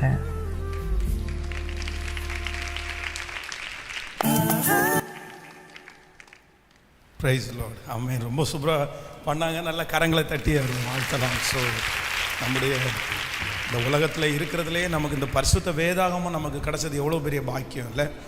ஏன்னா எல்லா மனிதர்களுக்கும் எல்லா சூழ்நிலையிலையும் எல்லாருக்குமே ஆறுதல் கொடுக்குற ஒரே வேதம் நமக்கு கையில் இருக்கிற வேதம். எப்பேற்பட்ட மனிதனையும் ஆண்டவர் ஆறுதல் படுத்துவார். அதனால் ரொம்ப சந்தோஷம். உங்களுக்காக நான் தொடர்ந்து உங்களுக்காக ஜெபிக்கிறேன். வெகு சீக்கிரத்தில் அந்த ஃபுல் டே காலையிலேருந்து சாயந்தரம் வரைக்கும் உங்களோட ஸ்பெண்ட் பண்ணுறதுனால அந்த டேட்டை நான் ஃபிக்ஸ் பண்ணிவிட்டு உங்களை சொல்கிறேன். உங்களை இங்கே சர்ச்சிலேருந்து கொஞ்சம் வெளியில் தனியாக கூட்டிகிட்டு போகிறதுக்காக நான் விருப்பப்படுறேன். ஸோ ஆன்லைனில் இருக்கிறவங்க கூட முடிஞ்சவங்க அதில் கலந்துக்கலாம். அது உங்களுக்கு டேட் மட்டும் நான் சொல்கிறேன். கண்டிப்பாக அதில் என் கூட நீங்கள் அந்த ஃபுல் டே ஸ்பெண்ட் பண்ணுங்கள். ஸோ இன்னும் நிறைய விஷயத்தை உங்களோட பேசி உங்களுக்காக நான் ஜெபிப்பதற்கு ஆசைப்படுகிறேன். ஆண்டவருக்கு நன்றி. விசேஷமாக இன்றைக்கி நான் இந்த அனௌன்ஸ்மெண்ட்டை கொடுக்கும்போது ஒரு ஃபேமிலி வெளியில் இருந்து அப்படின்னா வெளிநாட்டில் இருந்து வந்து ஒரு ஃபேமிலி வந்து உங்களுடைய முழு சாப்பாட்டு இது செலவை நாங்கள் எடுக்கிறோம் அப்படின்னு சொல்லி அவங்க சொன்னாங்க. ஸோ அவங்க ஒரு பெரிய சாட்சி, அந்த சிஸ்டர் ஒரு பெரிய சாட்சி. அவங்களுக்கு வந்து அது ஒரு நிமிஷம் அந்த போடுவாங்க பாருங்கள் அவங்களுடைய ஃபோட்டோ. அந்த பிள்ளைக்கு வந்து ரொம்ப உடல்நிலை சரியில்லாமல் இருந்தாங்க. நம்ம சர்ச்சில் அப்போ வந்து ஒரு 21 days ஃபாஸ்டிங் ப்ரேயர் நடந்துட்டு இருந்துச்சு. அந்த ப்ரேயரில் இங்கே நடக்கும்போது ஆன்லைனில் அவங்க வந்து அந்த ப்ரேயரை அட்டன் பண்ணாங்க. ஸோ அட்டன் பண்ணும்போது பார்த்தீங்க அப்படின்னு சொன்னால் ஆண்டவர் வந்து அங்கேயே அவங்களுக்கு ஒரு பெரிய ஹீலிங்கை ஆண்டவர் அவங்களுக்கு தந்தார். அவங்களுக்கு ஒரு நல்ல விடுதலை ஆண்டவர் தந்தார். அதனால் அவங்களுடைய குடும்பத்திற்காக அந்த பாப்பாவுக்கு வந்து வருகிற ஜூலை 27 வந்து அவளுக்கு பிறந்த நாள் வந்து அபிஷா இல்லை, அபிஷா தானே இல்லை? ஓகே, நம்ம அவங்களுக்காக ஜெபம் பண்ணுங்க, அவங்க ஃபேமிலிக்காக ஜெபம் பண்ணுங்க. நம்முடைய திருச்சபைக்கு நிறைய ஹெல்ப் அவங்க செஞ்சுருக்கிறாங்க. அவங்களுடைய சாட்சி அந்த குழந்தைங்களுக்கு வந்து இன்றைக்கு வரைக்கும் பார்த்தீங்க அப்படின்னு சொன்னால் சாப்பாடை வந்து ஒரு மிஷினில் வச்சு தான் தர்றாங்க. ஆனால் ரொம்ப மனரம்யமாக ஊழியம் செய்கிற ஒரு ஃபேமிலி. அவங்க சாட்சி ரொம்ப பெருசு. எவ்வளோ பெரிய கஷ்டமானாலும் அவங்கள பார்த்தா வந்து நமக்கு கஷ்டமே இல்லைன்றது மாதிரி இருக்கும். ஸோ அந்த குடும்பத்திற்காக ஆண்டவருக்கு நான் நன்றி செலுத்துகிறேன்.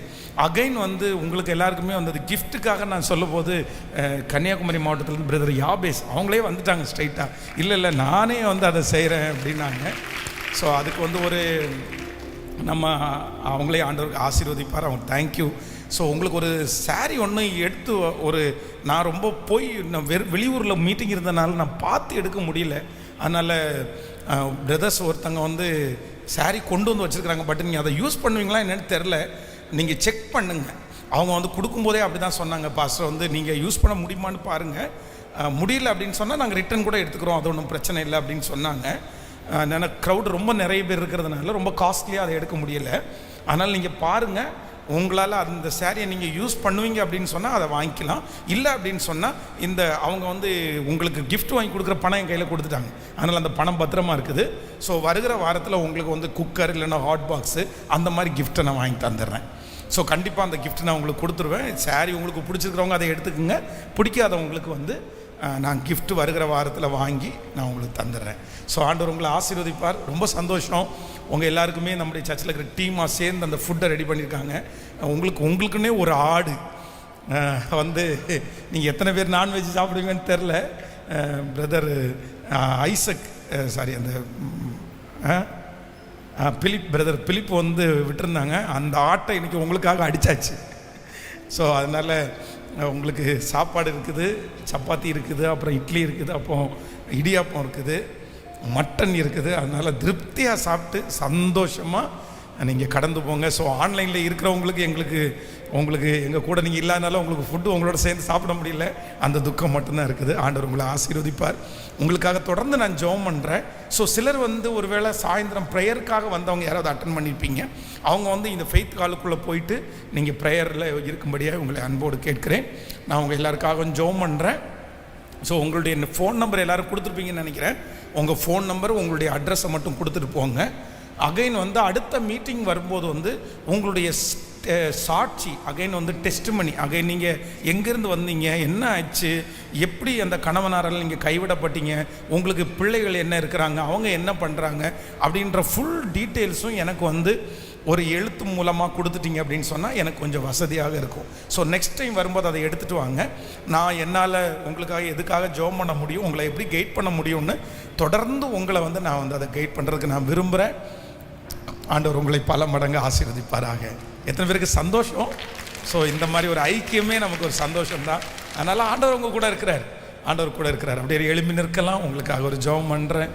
நன்றி ஆண்டவரே, நன்றி ஆண்டவரே, நன்றி அப்பா, இந்த நாளுக்காக உமக்கு நன்றி ஆண்டவரே, ஸ்தோத்திர ஆண்டவரே. இந்த நாளை பரலோகம் எங்களுக்காக முன்குறித்ததற்காக நன்றி ஆண்டவரே. இந்த சத்தியத்தை கேட்கறதுக்கு உதவி செய்ததற்காக நன்றி ஆண்டவரே. வேதத்தில் இந்த உலகத்தில் இருக்கிற எந்த மனுஷனுக்குமே இது கிடைக்காதுப்பா. எங்கள் மேலே ஒரு கரிசனை எடுத்து ஆண்டவரே எங்களுக்காக அவ்வளவு வார்த்தைகளை வேதத்தில் எழுதி வைத்திருக்கிறீரே, உமக்கு நன்றி ஆண்டவரே, நன்றி அப்பா.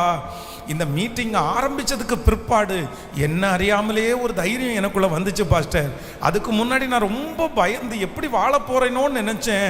அப்படின்னு நிறைய பிள்ளைங்க சாட்சி சொல்ல போகிறதற்காக நன்றி ஆண்டவரே. இந்த செய்தி எத்தனை பேருக்கு போய் சேரணுமோ அவர்களுக்கு போய் சேருவதாக ராஜா. ஆண்டவரே, இதற்கு உதவி செய்த எங்களுடைய பிள்ளைகளுக்காக நாங்கள் ஜெபிக்கிறோம் ஆண்டவரே. ஹாலண்டில் இருக்கிற அந்த பிள்ளைகளுக்காக நாங்கள் ஜெபிக்கிறோம். அந்த ஃபேமிலியை ஆண்டவரை ஆசீர்வதிப்பீராக. அந்த பிறந்த நாளை காண்கிற மகளை கர்த்தர் ஆசீர்வதிப்பீராக. அவங்க குடும்பத்தில் சமாதானம் உண்டாகட்டும்னு நாங்கள் எல்லாரும் சேர்ந்து நாங்கள் ஜெபிக்கிறோம் ஆண்டவரே. யாபேஸ் பிரதர் அவருடைய குடும்பத்தை கர்த்தர் ஆசீர்வதிப்பீராக ஆண்டவரே. இன்னும் இந்த ஊழியத்திற்காக யாரெல்லாம் தாங்கினார்களோ, வேலை செய்து கொண்டிருக்கிறார்களோ, அத்தனை பிள்ளைகள் மேலும் ஆண்டவருடைய கரம் கூட இருக்கிறதற்காக நன்றி அப்பா. ரொம்ப அழகா ஆண்டவரே ஒரு நல்ல நாடகத்தை ப்ரிப்பரேஷன் பண்ணி ஆண்டவரே டைமை செலவு பண்ணி எங்கள் பிள்ளைங்க பண்ணாங்களே. கர்த்தர் அந்த பிள்ளைகளையும் குடும்பத்தையும் கர்த்தர் ஆசீர்வதிப்பீராக. நன்மையும் கிருபையும் தொடரட்டும் ஆண்டவரே. இப்பொழுது உம்முடைய பிள்ளைகளை ஆசீர்வதிக்கிறேன். அவங்க சாப்பிட்ற ஆகாரத்தை ஆசீர்வதிக்கிறேன். அவங்க சாப்பிடும்போது ஒரு பெரிய பலன் உண்டாவதாக ராஜா. ஒருத்தருக்கு கூட எந்த பலவீனம் இருக்கக்கூடாது ஆண்டவர். அந்த பலவீனங்கள் மாறி போகணும் சாமி. நீர் உதவி செய்யும். உங்க திருக்கரத்தில் எங்களை ஒப்பு கொடுக்கிறோம். இயேசுவின் மூலம் ஜெபம் ஏறெடுக்கிறோம் நல்ல பிதாவே, ஆமேன். என் ஆத்துமாவே கர்த்தரை ஸ்தோத்திரி, என் முழு உள்ளமே அவர் பரிசுத்த நாமத்தை ஸ்தோத்திரி. என் ஆத்துமாவே கர்த்தரை ஸ்தோத்திரி. கர்த்தர் செய்த சகல உபகாரங்களையும் மறவாதே. நம்முடைய ஆண்டவராகிய இயேசு கிறிஸ்துவின் கிருபை, பிதாவாகிய தேவனுடைய அன்பு, பரிசுத்த ஆவியானுடைய அந்யோன்ய ஐக்கியம் நம்மனரோடும் இன்றும் என்றும் சதா காலம் கூட இருப்பதாக. Amen. Hallelujah, hallelujah, hallelujah. So God bless you. ஆண்டவர் உங்களை ஆசீர்வதிப்பார். ஆன்லைனில் இருக்கவங்களுக்கும் காட் பிளஸ் யூ. ஆண்டவர் உங்களை ஆசீர்வதிப்பார். நீங்கள் ஃபுட்டு சாப்பிட போங்க. ஆனால் எல்லாருமே தேங்க்யூ ஆன்லைன் கட் பண்ணிடுங்க. தேங்க்யூ.